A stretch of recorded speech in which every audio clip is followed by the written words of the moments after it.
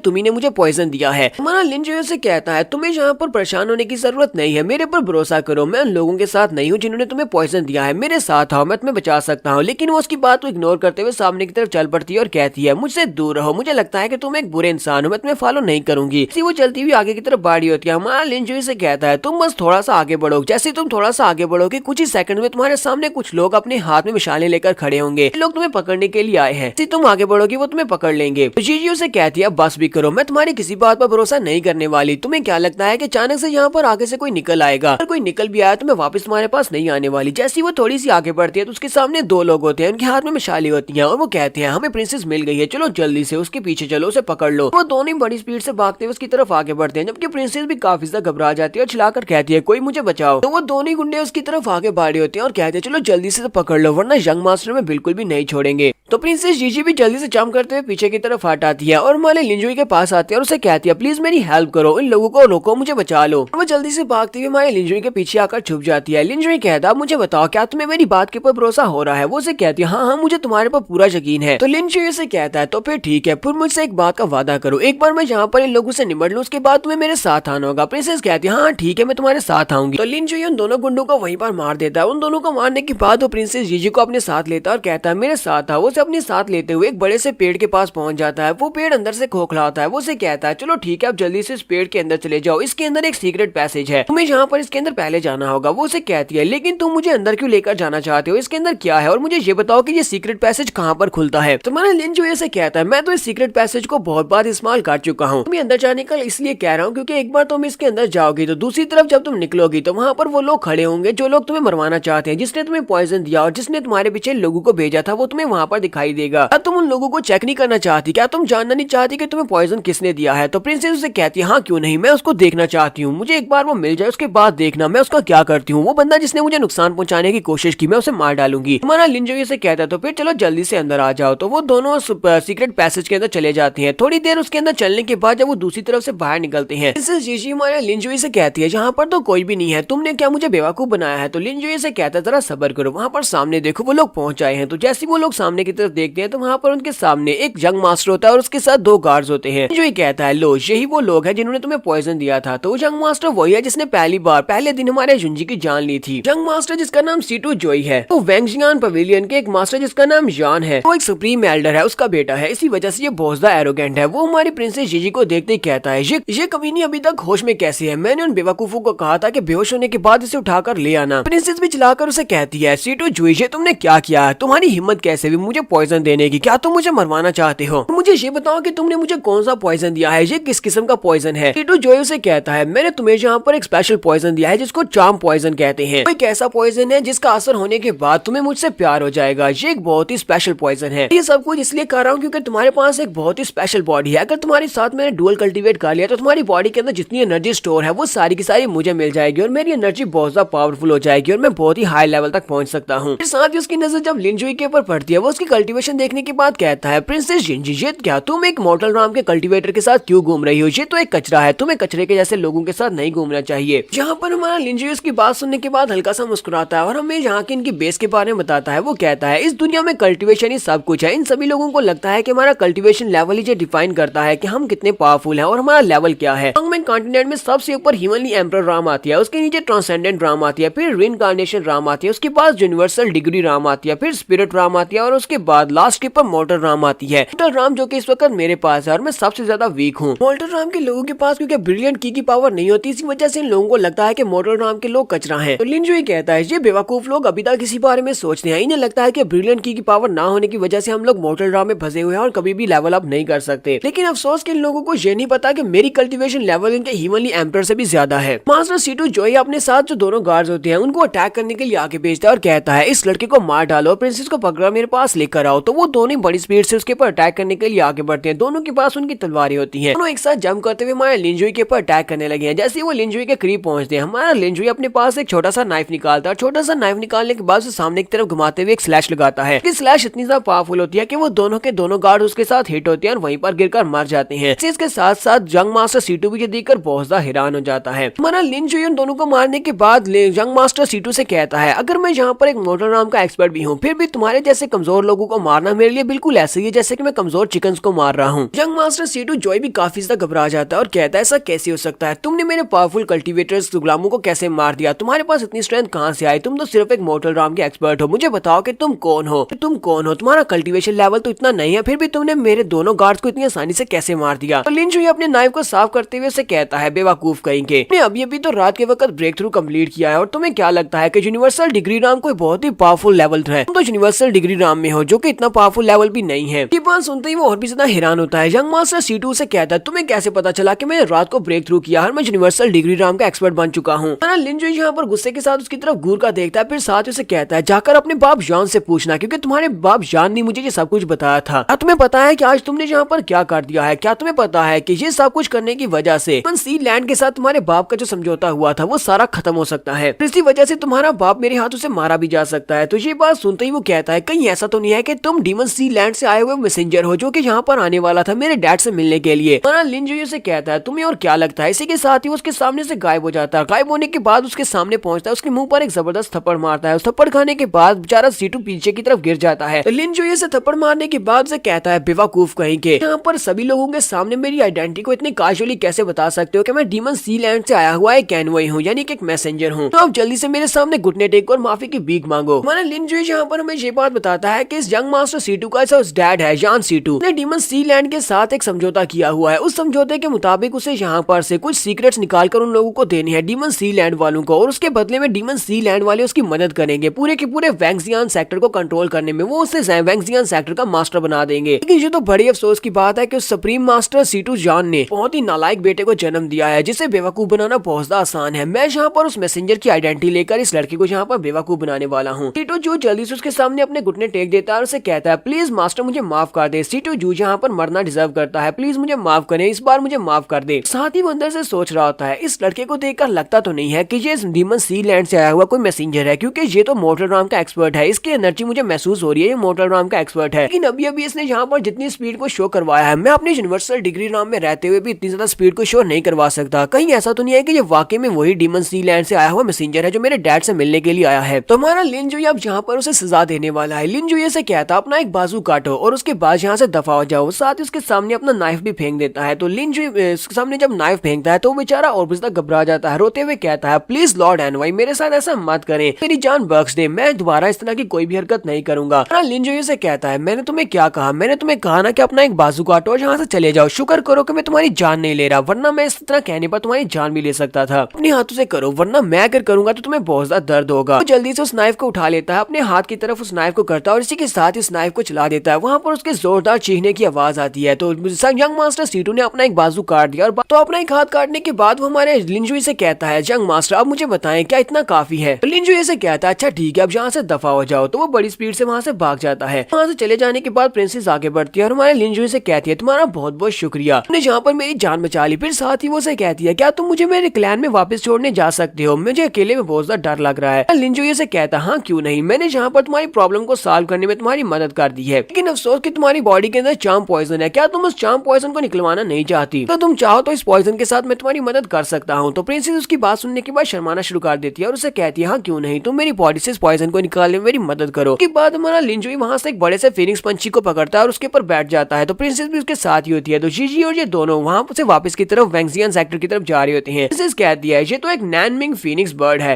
वेंगजियन sector में जो powerful elders होते हैं वही इस तरह के एक फिनिक्स बर्ड को यूज कर सकते हैं, क्योंकि इसको कंट्रोल करने के लिए 3 साल तक ट्रेनिंग की जरूरत पड़ती है और सिर्फ यूनिवर्सल डिग्री राम के एक्सपर्ट इसको कंट्रोल कर सकते हैं। लेकिन ये लड़का मोटल राम में रहते हुए एक बड़े से फिनिक्स पंछी को भी कंट्रोल कर सकता है। मुझे समझ नहीं आ रही कि ये कौन है। लिन जो उसके चेहरे के एक्सप्रेशन को फांकने के बाद उसे कहता है लड़की मैं तुम्हें पहले भी कह चुका हूँ कि मैं पिछले 1 लाख साल से यहाँ पर इसी एक ही दिन में फंसा हुआ हूँ और मुझे यहाँ के सभी सीक्रेट्स के बारे में पता है, जहाँ तक कि मुझे वेंगजियन क्लैन के सारे सीक्रेट्स के बारे में भी पता है। यंग मास्टर सीटू जैसे एक प्ले बॉय को डराकर किस तरह भगाना है ये मुझे अच्छी तरह से आता है। तुम्हें क्या लगता है कि मैं इस तरह के एक फिनिक्स पंछी को कंट्रोल नहीं कर सकता? मैं इसको कंट्रोल भी कर सकता हूँ। तो प्रिंसेस उसकी बात सुनने की बात सोच रही होती है ये तो बहुत ही अमेजिंग है। इस लड़के ने यहाँ पर ये भी जान लिया जो मैं अपने दिल में सोच रही थी। कहीं ऐसा तो नहीं है कि वाकई में ये लड़का कब से जो भी कह रहा है वो सब कुछ सच कह रहा है। तो प्रिंसेस लिनजुई से कहती है मुझे बताओ क्या तुम वाकई में मेरी बॉडी के अंदर जो चार्म पॉइजन है क्या उसको ठीक कर सकते हो? क्योंकि मेरी एंगेजमेंट तो पहले से तय हो चुकी है। 2 साल के बाद मेरी 7 डीमन एम्परर के साथ शादी होने वाली है। तो प्रिंसेस से पूछती है क्या तुम्हें पता है क्या 7 डीमन एम्परर कौन है? मुझे तो इस सब के बारे में कुछ भी नहीं पता, लेकिन तुम्हें काफी कुछ पता है। तो लिनजुई कहता हाँ मुझे पता है, मैं 7 डीमन एम्परर का सभी के सभी डीमन किंग्स को अच्छी तरह से जानता हूँ। हमारा लिन उसे बताता है कि 7 डीमन एम्परर जो है हॉन्गमैन कॉन्टिनेंट के 3 पावरफुल एम्परर्स में से एक एम्परर है।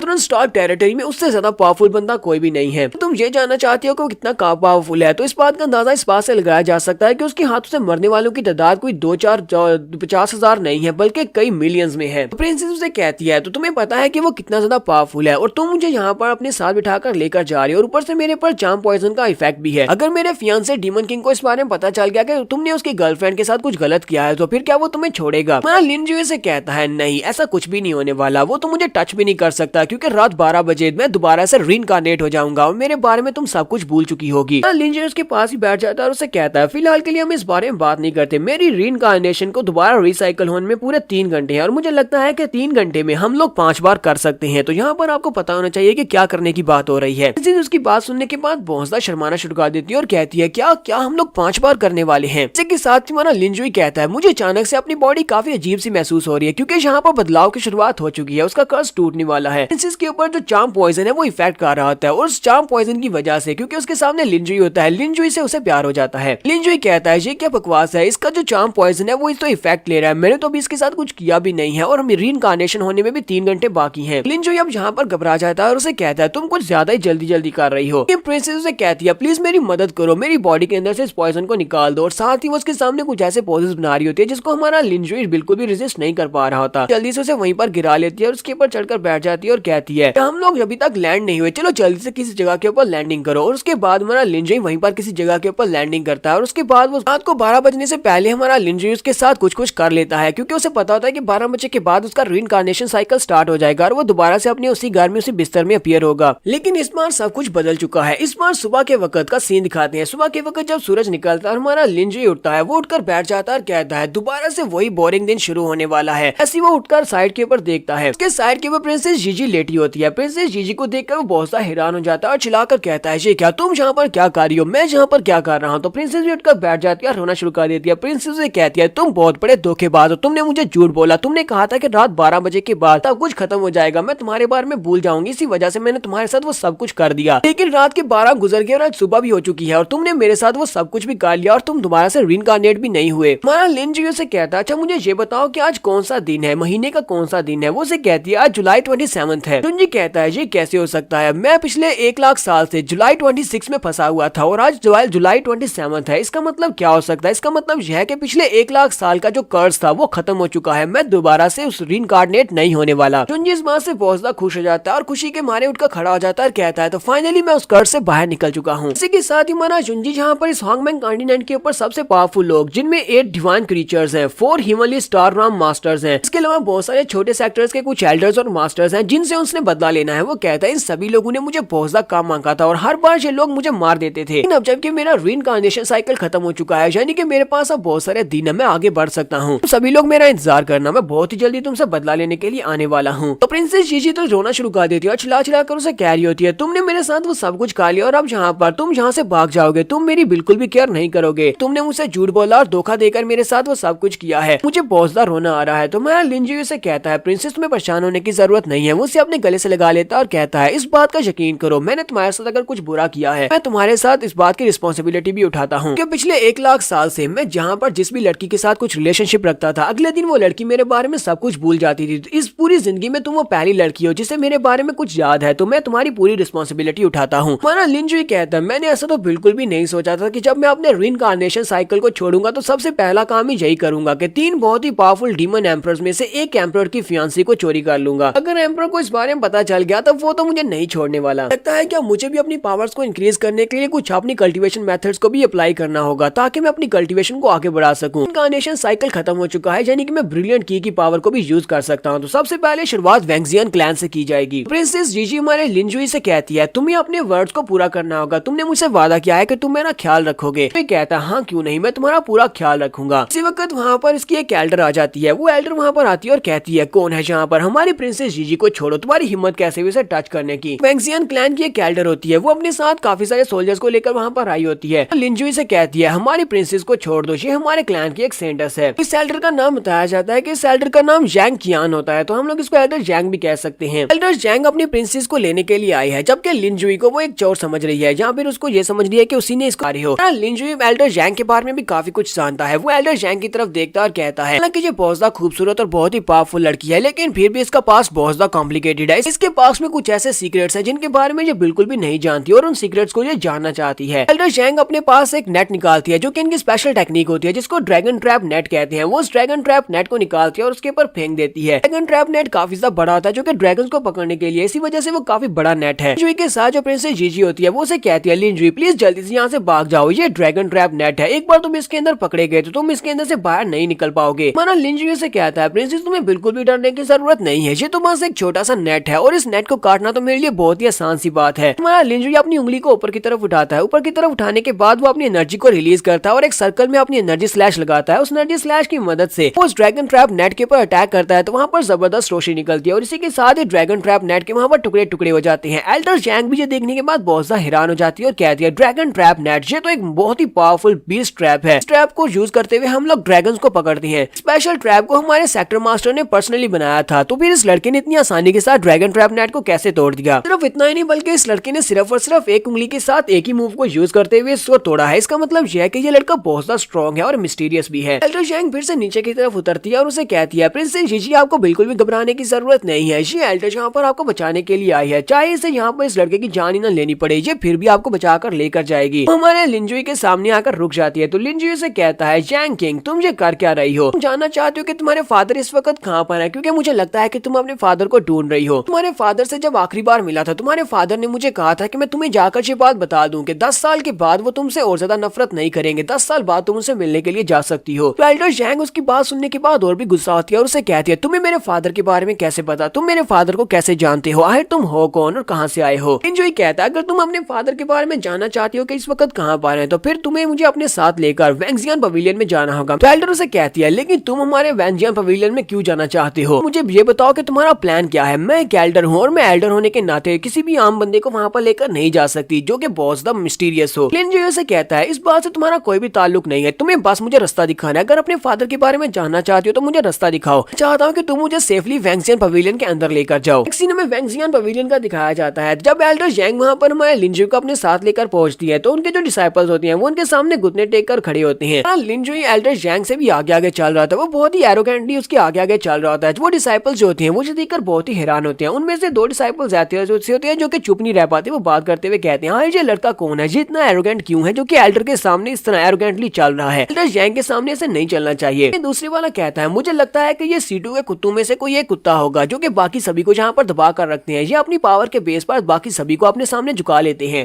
लिंजुई उन लोगों की बातें सुन लेता है और उनकी बातें सुनने के बाद एल्डर जैंग से कहता है एल्डर जैंग इन दोनों की कल्टीवेशन को डिसबॉलिश कर दो क्योंकि ये लोग तुम्हारी बैक के पीछे बात कर रहे हैं। वो लड़के उसकी बात सुनने के बाद कहते हैं लड़के तुम्हें क्या लगता है कि तुम कौन हो जो जहाँ पर हमारी एल्डर जैंग को ये कह रहे हो कि तो वो तुम्हारे ऑर्डर्स को फॉलो करे, वो तुम्हारे ऑर्डर्स को फॉलो नहीं करेंगे और ना ही हमें हर्ट करेंगी। एल्डर जैंग हमारे लिंजुई की बात सुनने के बाद अपनी तलवार को घुमाते हुए दोनों लड़कों पर अटैक करती है, दोनों की कल्टीवेशन को अबॉलिश कर देती है और उनसे कहती है तुम लोगों की हिम्मत कैसे हुई एल्डर जैंग के सामने इस तरह तरफ बात करने की। मैं जहाँ पर तुम्हारी एल्डर हूँ, मेरे सामने चुपचाप अपना सर झुकाकर बैठे रहो। बाकी के सभी लोग बहुत ज्यादा घबरा जाते हैं, उनमें से कोई भी वहाँ पर बात नहीं करता। वो लोग कहते हैं जी एल्डर प्लीज हमें माफ कर दे, आज के बाद हम में से और कोई भी यहाँ पर आपके सामने बात नहीं करेगा। लिनजुई फिर से आगे की तरफ चलना स्टार्ट करता है और उसके साथ साथ एल्डर जैंग उसके पीछे ही होती है। तो एल्डर जैंग उसे कहती है जरा रुको, मुझे ये तो बताओ कि तुम हमारे वैंगजियान पवेलियन में आए क्यों हो, तुम्हें हमारे सेक्टर से क्या चाहिए, जहाँ पर ऐसा क्या है जिसके लिए तुम आए हो। तुम्हारा लिन उसे कहता है मैं जहाँ पर सुजरीन किनजी से मिलने के लिए आया हूँ। वो उसे कहता है जाओ जाकर सुजरीन को इस बारे में बता दो कि मैं उससे मिलने के लिए आया हूँ, उसे इन्फॉर्म करो और देखना वो मुझे खुद मिलने के लिए बुलाएगी। जैंग उसे कहती है बेवकूफ मत बनो, तुम सिर्फ और सिर्फ एक मॉर्टल राम के एक्सपर्ट हो, तुम्हें क्यों लगता है कि हमारी एल्डर तुम्हें मिलने के लिए बुलाएगी। वो सिर्फ और सिर्फ एल्डर नहीं है बल्कि पूरे के पूरे वेंजियान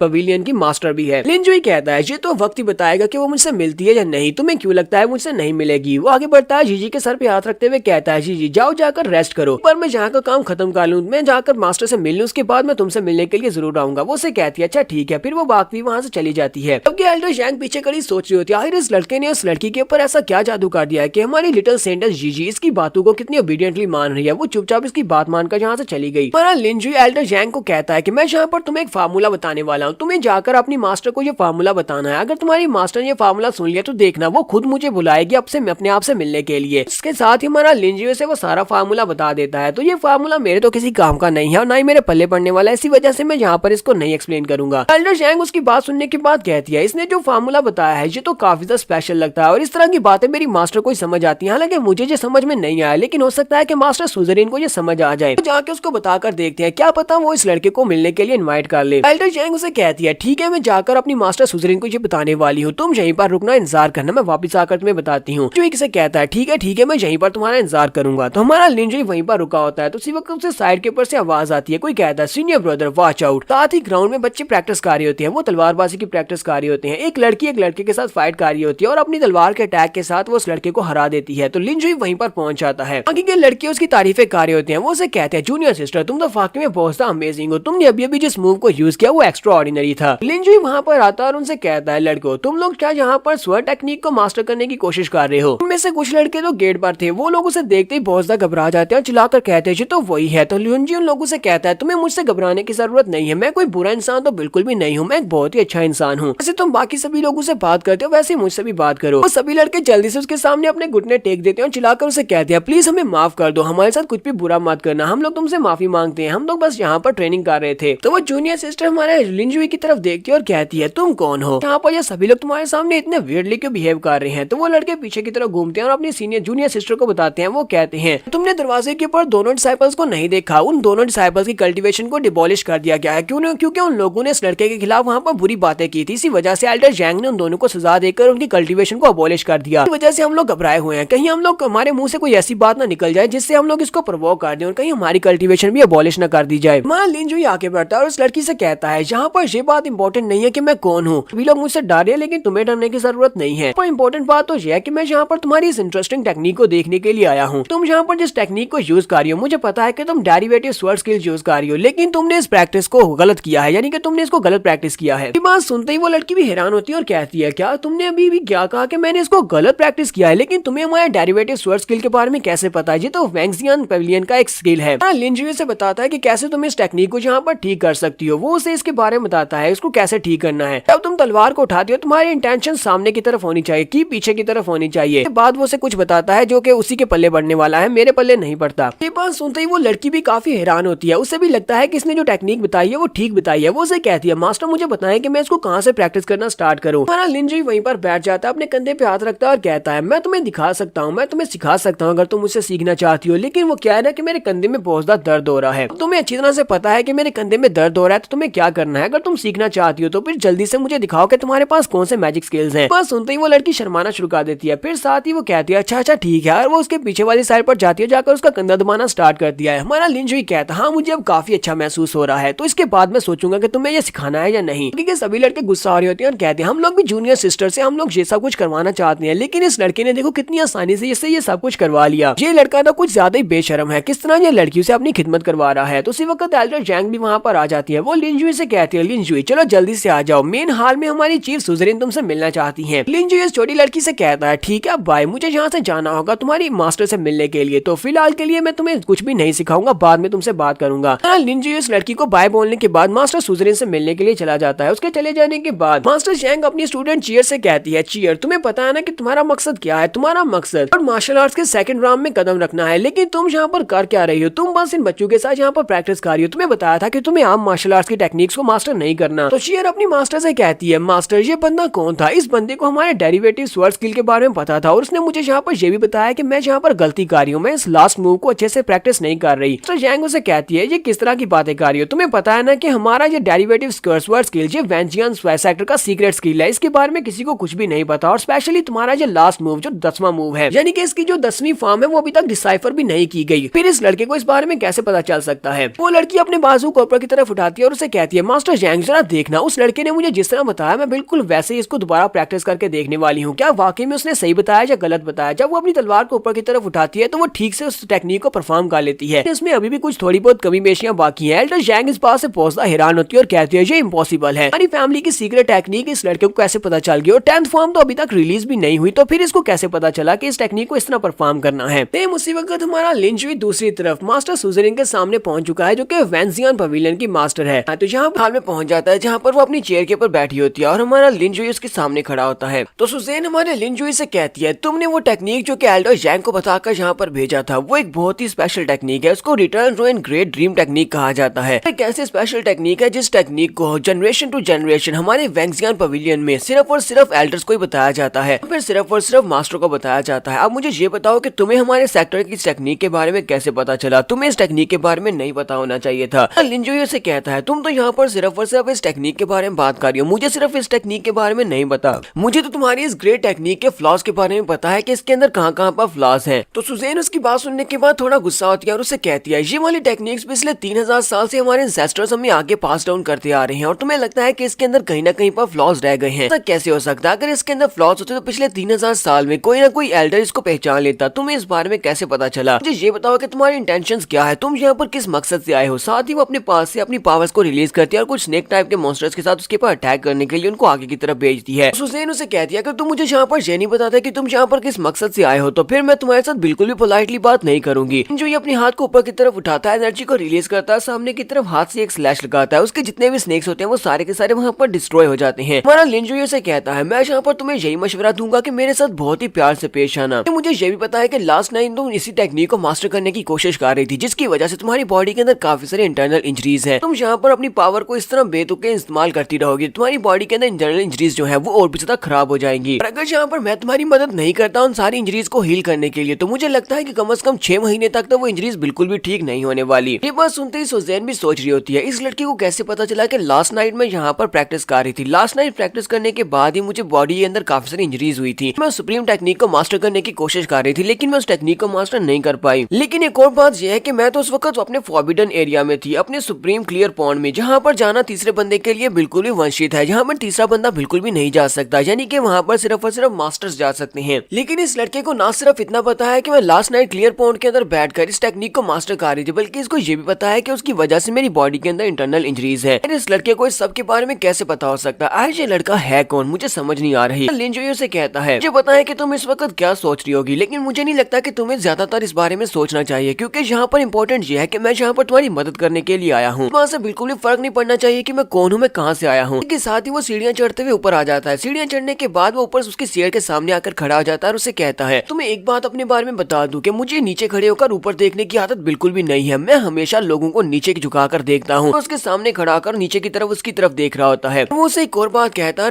है, दोबारा मुझे कभी भी डराने की कोशिश मत करना, क्योंकि मैं किसी की धमकियों से बिल्कुल भी नहीं डरने वाला। लिंजुई कहता है, मुझे तुम्हारे सारे सीक्रेट्स के बारे में पता है, मुझे एक और बात भी पता है कि इस वक्त तुम्हें दो चीजें बहुत ज्यादा परेशान कर रही हैं। लिंजुई क्योंकि उसके बहुत ज्यादा करीब खड़ा होता है, इसी वजह से उसकी बॉडी के अंदर से उसकी की पावर रिलीज हो रही होती है। सुजैन भी सोच रही होती है, ऐसा कैसे हो सकता है, ये लड़का तो मॉर्टल ड्राम के फर्स्ट लेवल पर है, मेरे सामने खड़े होकर इसका प्रेशर इतना ज्यादा रिलीज हो रहा है कि मेरी सांस बंद हो रही है। मेरा लिंजुई से बताता है कि वो दो बातें कौन सी हैं। वो उसे कहता है, मुझे ये बात तो पता है कि डीमन सी लैंड और उसके साथ साथ रेड डीमन पवेलियन दोनों ने आपस में हाथ मिला लिए हैं, की वजह से वेंजियन क्लैन के ऊपर और बहुत बड़ा खतरा आ चुका है, क्योंकि वो दोनों अगर आपस में मिल जाएं तो वेंजियन क्लैन वालों को बड़ी आसानी से वो हरा सकते हैं। तुम्हारा वेंजियन क्लैन कभी भी इन दोनों क्लैंस में से किसी एक का हिस्सा नहीं बनना चाहेगा, तुम हमेशा से इंडिपेंडेंट रहना चाहते थे। फिर साथ ही हमारा लिंजुई से कहता है, और दूसरी बात यह है तुम्हारी कल्टीवेशन लेवल, तुम एक लंबे अरसे से अपनी कल्टीवेशन लेवल में फंसी हुई हो, तुम रीइंकार्नेशन के लास्ट स्टेप के ऊपर फंसी हुई हो, लेकिन तुम दूसरी ट्रांसेंडेंट राम में अपने आप को ब्रेक थ्रू नहीं करवा पा रही। चाहे कितने साल गुजर चुके हैं लेकिन तुम ऐसा नहीं कर पा रही। तुम्हारी इस खामी के बारे में पता है, मुझे ये भी पता है कि तुम कैसे ब्रेक थ्रू कर पाओगी। इसी वजह से मैं तुम्हारी इस खामी को दूर कर सकता हूँ। लिंजुई यहाँ पर उसके सामने अपनी डील रखता है। वो उसे कहता है कि तुम यहाँ पर मुझसे वादा करो कि तुम मेरी डील को एक्सेप्ट करोगी, तो उस डील के मुताबिक मैं तुम्हारी मदद करूंगा और तुम्हें मेरी मदद करना होगी। तो ज़ेन उसे कहती है अच्छा फिर ठीक है, मुझे बताओ कि तुम्हें मुझसे क्या चाहिए। और साथ ही वो सोच रही होती है इस लड़की को मेरी कल्टीवेशन के बारे में पता है कि मेरी कल्टीवेशन टॉप लेवल पर फंसी हुई है और मैं अगले लेवल में लेवल अप नहीं कर पा रही। ये लड़का है कौन जिसे मेरे सेक्टर के इतने ज्यादा सीक्रेट्स के बारे में पता है। तुम्हारा लिंजुई से कहता है मेरी डील बहुत ज्यादा आसान है, मुझे तुम्हारी सेक्टर का सुप्रीम क्लियर पॉइंट चाहिए ताकि मैं वहाँ पर बैठकर कल्टीवेट कर सकूँ। ये बहुत ज्यादा आसान है। तो सेक्टर मास्टर सुजेन उसकी डील को एक्सेप्ट कर लेती है। यहीं से नेक्स्ट सीन हमें दूसरे मास्टर का दिखाया जाता है। मास्टर जानजू का सीन दिखाया जाता है। जानजू को जब पता चलता है कि उसके बेटे का एक बाजू कट चुका है तो उसका बेटा जब उसके पास वापस आता है तो बहुत ज्यादा गुस्सा हो जाते हैं और चिल्लाकर कहते हैं कैसे हो गया। उसके सामने वो दोनों गार्ड्स होते हैं जो कि उसके साथ गए थे। वो उनसे कहते हैं क्या तुम लोग मेरे बेटे को प्रोटेक्ट भी नहीं कर सके। तो दोनों से कहते हैं सीनियर जानजू प्लीज हमें माफ कर दे, हम वाकई में मरना डिजर्व करते हैं, लेकिन असल में वो बंदा बहुत ज्यादा पावरफुल था। लेकिन हमें उस लड़की के बारे में न्यूज मिल चुकी है, हमें पता है कि इस वक्त वो कहाँ पर है। इस वक्त वो हमारी सेक्टर मास्टर सुजेन से मिलने के लिए मेन हॉल में मौजूद है। जैसे वो वहाँ से बाहर निकलेगा हम अपने लोगों को वहाँ पर भेजने वाले हैं और उसे मार डालेंगे। बेटे के बाजू के कटने का बदला हम उसे लेकर रहेंगे। ये बात सुनते ही एल्डर जानजू और भी ज्यादा गुस्सा हो जाते हैं और कहते हैं क्या वो बंदा वहाँ पर उस मेन हॉल में चला गया। अच्छा ठीक है तुम लोग दफा हो जाओ, मैं तुम्हारी शक्ल नहीं देखना चाहता। तो वो दोनों ही गार्ड्स बहुत ज्यादा खुश हो जाते हैं और उसे कहते हैं मास्टर आपका बहुत बहुत शुक्रिया जो आपने हमारी जान बख्श दी। और वो उठकर वहाँ से जाने लगते हैं। जैसे वो थोड़ा सा आगे बढ़ते हैं उसी वक्त मास्टर जानजू वहीं पर खड़े खड़े अपनी आइस पावर्स को रिलीज करते हैं। वो अपनी आइस पावर्स को रिलीज करते हुए दोनों के ऊपर अटैक कर देते हैं। उन दोनों को भी समझ आ जाती है कि एल्डर ने उन्हें छोड़ा नहीं है। वो उसे गाली देते हुए कहते हैं कमीने कहीं के, तुमने यहाँ पर हमें धोखा दिया है। लेकिन अब तो देर हो चुकी है। ग्राउंड के ऊपर से आइस उनकी बॉडी के अंदर फैल जाती है और वो वहीं पर पूरे के पूरे आइस क्रिस्टल में तब्दील हो जाते हैं। मास्टर जानजू उन दोनों को आइस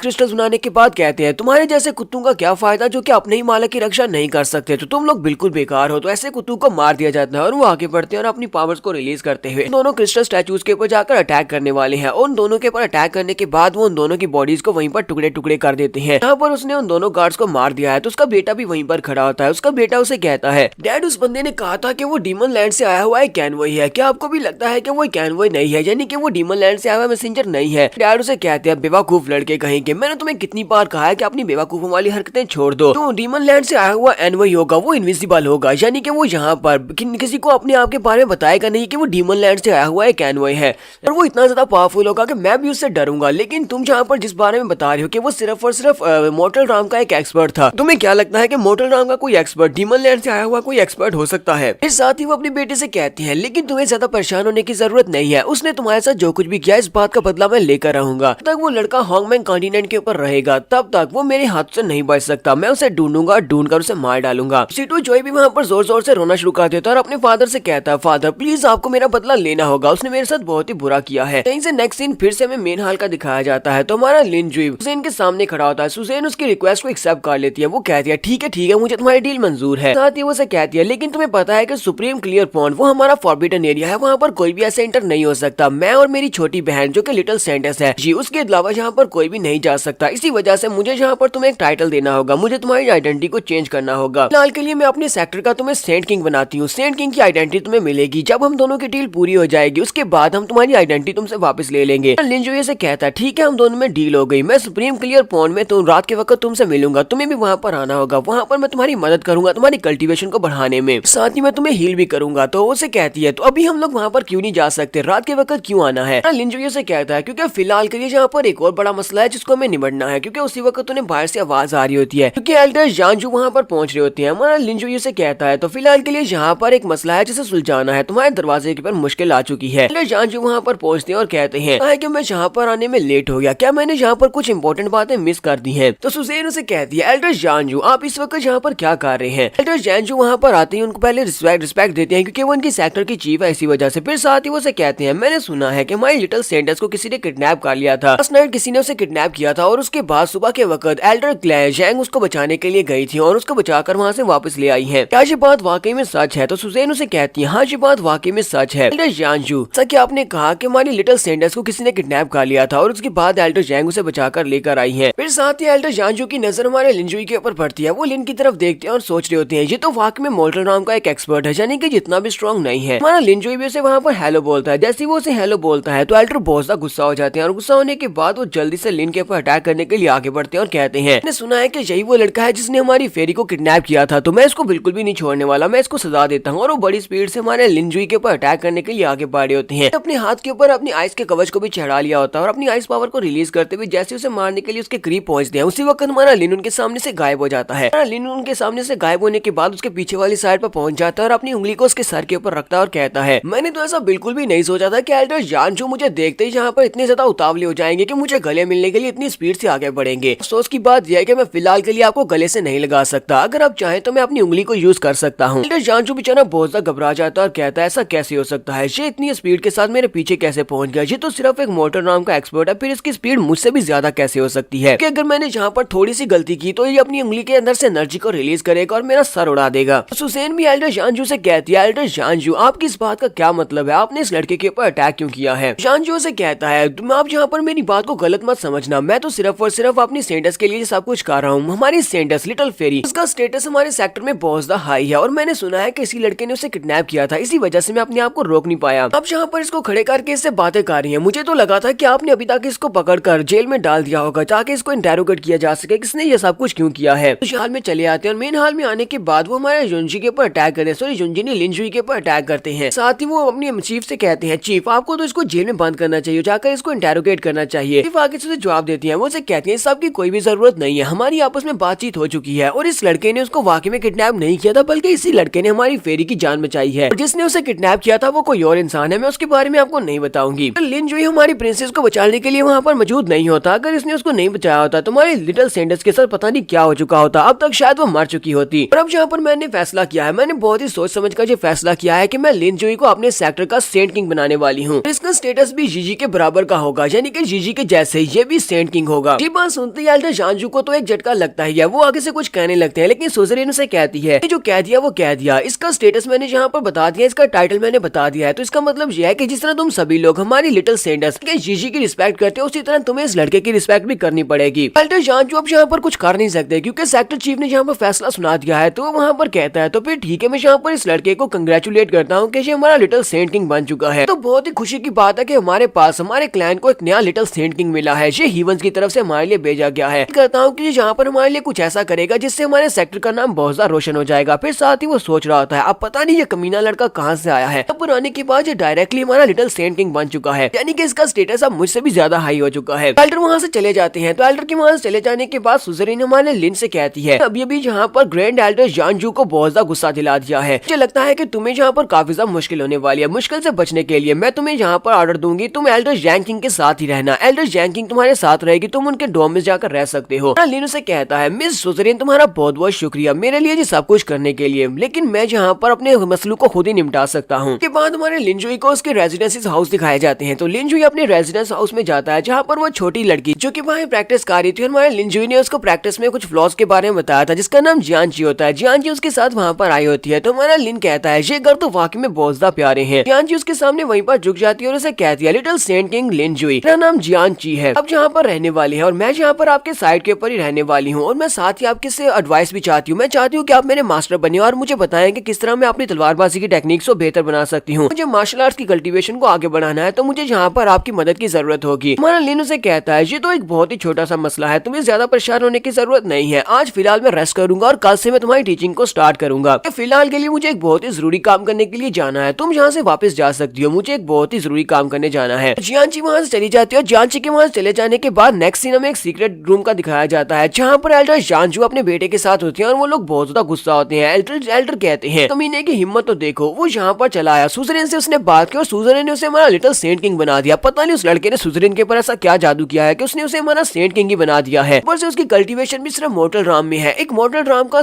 लिटिल सेंट किंग कैसे हो सकता है। उसका बेटा भी काफी ज्यादा गुस्से में होता है और कहता है, फादर मुझे भी ये बात खत्म नहीं हो रही, मैं इस बात को मानने को तैयार नहीं हूँ। उसके फादर उसे कहते हैं, अब हम लोग यहाँ पर कुछ भी नहीं कर सकते, लेकिन मुझे इतना पता है कि उसके लड़के के बारे में कुछ ना कुछ तो यहाँ पर खराब चल रहा है, कि वो लड़का अपनी ट्रू पावर्स को यहाँ पर छुपा रहा है। मैंने उस लड़के के ऊपर अपनी फुल स्ट्रेंथ के साथ अटैक किया था, लेकिन उस लड़के ने मेरी फुल स्ट्रेंथ को भी वहाँ पर अवॉइड करते हुए मेरे पीछे वाली साइड पर चला गया। उसकी स्पीड भी मुझसे ज्यादा थी, मुझे यकीन नहीं हो रहा कि उसने ऐसा कैसे किया था। टीटू जो है अपने फादर से कहा था, फादर उस लड़के के पास बहुत सारी एक्सेप्शनल मेडिसिन भी हैं। कल मैंने वहाँ पर जीजी को किडनैप करने के लिए उसे एक पॉइजन भी दिया था, वो एक बहुत ही स्पेशल पॉइजन था, लेकिन उस लड़के ने उसे कुछ मेडिसिन दी जिस मेडिसिन की मदद से उसने उसकी बॉडी के अंदर से पॉइजन के इफेक्ट को खत्म कर दिया। मुझे लगता है कि सुजरिन ने इन सारी बातों के ऊपर पर्दा डालने के लिए कि उनकी लिटिल सेंडेस को किसी ने किडनैप कर लिया था और उसे पॉइजन भी दिया गया था, इन सारी बातों को छुपाने के लिए इस लड़के को जिसने उसकी जान बचाई है उसको डायरेक्टली लिटिल सेंट किंग बना दिया है ताकि ये सारी बातें यहीं पर कवर हो जाए। फादर उसे कहते हैं ये सारी बात की तो मुझे समझ आ रही है, लेकिन फिलहाल मुझे एक ही बात की समझ नहीं आ रही कि हम उसे मारेंगे कैसे, क्योंकि फिलहाल तो उसको मारना इम्पॉसिबल हो चुका है, वो हमारा लिटिल सेंट किंग बन चुका है। लिंड्रे वहीं पर पहुंच जाता है और कहता है तो मुझे बताओ कि यहाँ पर कौन ऐसा है जो मुझे मारना चाहता है, अगर तुम मुझे मारना चाहते हो तो अभी मुझे मार सकते हो। देखकर तो एल्डर जानचू बहुत ज्यादा गुस्सा भी होते हैं और साथ ही खुश भी होते हैं और कहते हैं जरा तुम्हारी हिम्मत तो देखो कि तुम मेरे ही यहाँ पर सीक्रेट पैलेस में चले आए जहाँ पर बैठकर मैं कल्टीवेट करता हूँ। अब जबकि तुम यहाँ पर चले ही आए हो तो फिर मुझे ये बता दो तुम यहाँ से जिंदा वापस कैसे जा पाओगे। तुम्हारे लिटिल सेंट किंग का जो टाइटल है वो तुम्हें यहाँ से बचाकर वापस नहीं ले जा पाएगा। अगर मैं तुम्हें यहाँ पर मार डालता हूँ तो कोई भी किसी को पता भी नहीं चलेगा। तुम्हारा लिंच के सामने बड़े एटीट्यूड के साथ खड़े होकर उसे कहता है 30 साल गुजर चुके हैं लेकिन तुम एक कुत्ते के कुत्ते ही रहे। तुम यहाँ पर वो चीज हासिल नहीं कर पाए जिसको हासिल करने के लिए तुम्हारे ऊपर वाले लोगों ने तुम्हें यहाँ पर भेजा था। तुम एक वफादार कुत्ते बिल्कुल भी नहीं हो। बड़ी अफसोस की बात है कि तुम अभी तक उस पॉन्ड की मिस्ट्री को सॉल्व नहीं कर पाए। तुम्हें 30 साल गुजर चुके हैं, अभी तक तुमने ग्रेट रुइन ड्रीम टेक्निक को भी नहीं सीख पाए, जो कि तुम ग्रेट रुइन टेक्निक को सीखने के लिए यहाँ पर आए थे ताकि तुम आगे उसको पहचान सको। और सिर्फ इतना ही नहीं बल्कि तुमने अपने बेटे C2 जोई को सेवंथ एम्परर की फियांसी को किडनैप करने के लिए भेज दिया। तुम लोगों की हिम्मत तो बहुत ज्यादा बढ़ चुकी है। तुम्हें क्या लगा था कि सेवंथ एम्परर इस बात को इसी तरह जाने देंगे। वो अपने पास एक बिल निकालता और कहता है कि इतने साल गुजरने के बाद अब तुम्हें इस एंटीडोट की जरूरत बिल्कुल भी नहीं है। ये एंटीडोट जो मैं तुम्हारे लिए लेकर आया हूँ। देखते ही बहुत ज्यादा हैरान हो जाते हैं और कहते हैं ये तो जियाओ पॉइजन पिल है, इसके पास ये पिल कहाँ से आई है? कहीं ऐसा तो नहीं है कि ये वाकई में डीमन सी लैंड से आया हुआ वो मैसेंजर है? जल्दी से हमारे लिंजुई के सामने अपना सर झुका देता है और एल्डर जानजू कहता है हाँ ये बात वाकई में सच है कि मैं एक कुत्ता हूँ, मैं एक बहुत ही लो क्वालिटी का कुत्ता हूँ। अपने ग्रेट एनवई को यहाँ पर रिस्पेक्ट देता हूँ, प्लीज मुझे माफ कर दे, मैं आपको पहचान नहीं पाया। साथ ही वो अपने बेटे C2 जॉय से भी कहते हैं कमीने कहेंगे जल्दी से यहाँ पर आओ और इसके सामने अपना सर झुकाते हुए इसको रिस्पेक्ट दो, ये डीमन सी लैंड से आए हुए हमारे मैसेंजर है। जल्दी से भागता हुआ हमारे लिन के सामने आकर झुक जाता है। दोनों उसके सामने अपने सर झुकाकर बैठे होते हैं, लेकिन C2 जॉय साथ ही इस बारे में सोच रहा होता है। वो कहता है फादर ने तो कहा था कि ये मैसेंजर नहीं है, लेकिन देखो जरा फादर भी इसके सामने अपना सर झुकाकर बैठे हुए हैं, इसका मतलब यह है कि ये वाकई में मैसेंजर था। हमारा लिन जॉय उसके बेटे C2 से कहता है C2 जॉय लास्ट टाइम मैंने तुम्हारा सिर्फ और सिर्फ एक बाजू काटा था क्योंकि मैंने तुम्हारे पर तरस खाया था, इसी वजह से मैंने तुम्हें जिंदा छोड़ दिया था। देखो तो सही, तुम यहाँ पर वापस आने के बाद अपनी मिस्टेक के ऊपर रिपेंट करने की बजाय तुम यहाँ पर दोबारा मुझे मारने का प्लान बना रहे हो और तुम्हारा फादर वाकई में यहाँ पर सब कुछ बर्बाद करने पर तुले हुए हो। तुम लोग यहाँ पर पिछले 30 साल से हो लेकिन तुम लोग उस क्लियर पॉइंट की मिस्ट्री को हासिल नहीं कर पाए, लेकिन मैं एक ही दिन में यहाँ पर आकर तुम्हारा सेंट किंग बन गया और उस क्लियर पॉइंट की मिस्ट्री को हासिल करने वाला हूँ। तुम दोनों को पता है कि तुम लोगों ने यहाँ पर कौन से क्राइम्स किए हैं। तो मास्टर जान जो चिल्लाकर उसे कहते हैं सर प्लीज मुझे माफ कर दे, तुम लोग वाकई में अंधे हो गए थे और आपको पहचान नहीं पाए थे। आपको पता है कि मेरी बॉडी के अंदर इस वक्त पॉइजन है और तो आपके पास जो जियाओ पॉइजन पिल है इसी की मदद से मैं अपने पॉइजन के इफेक्ट्स को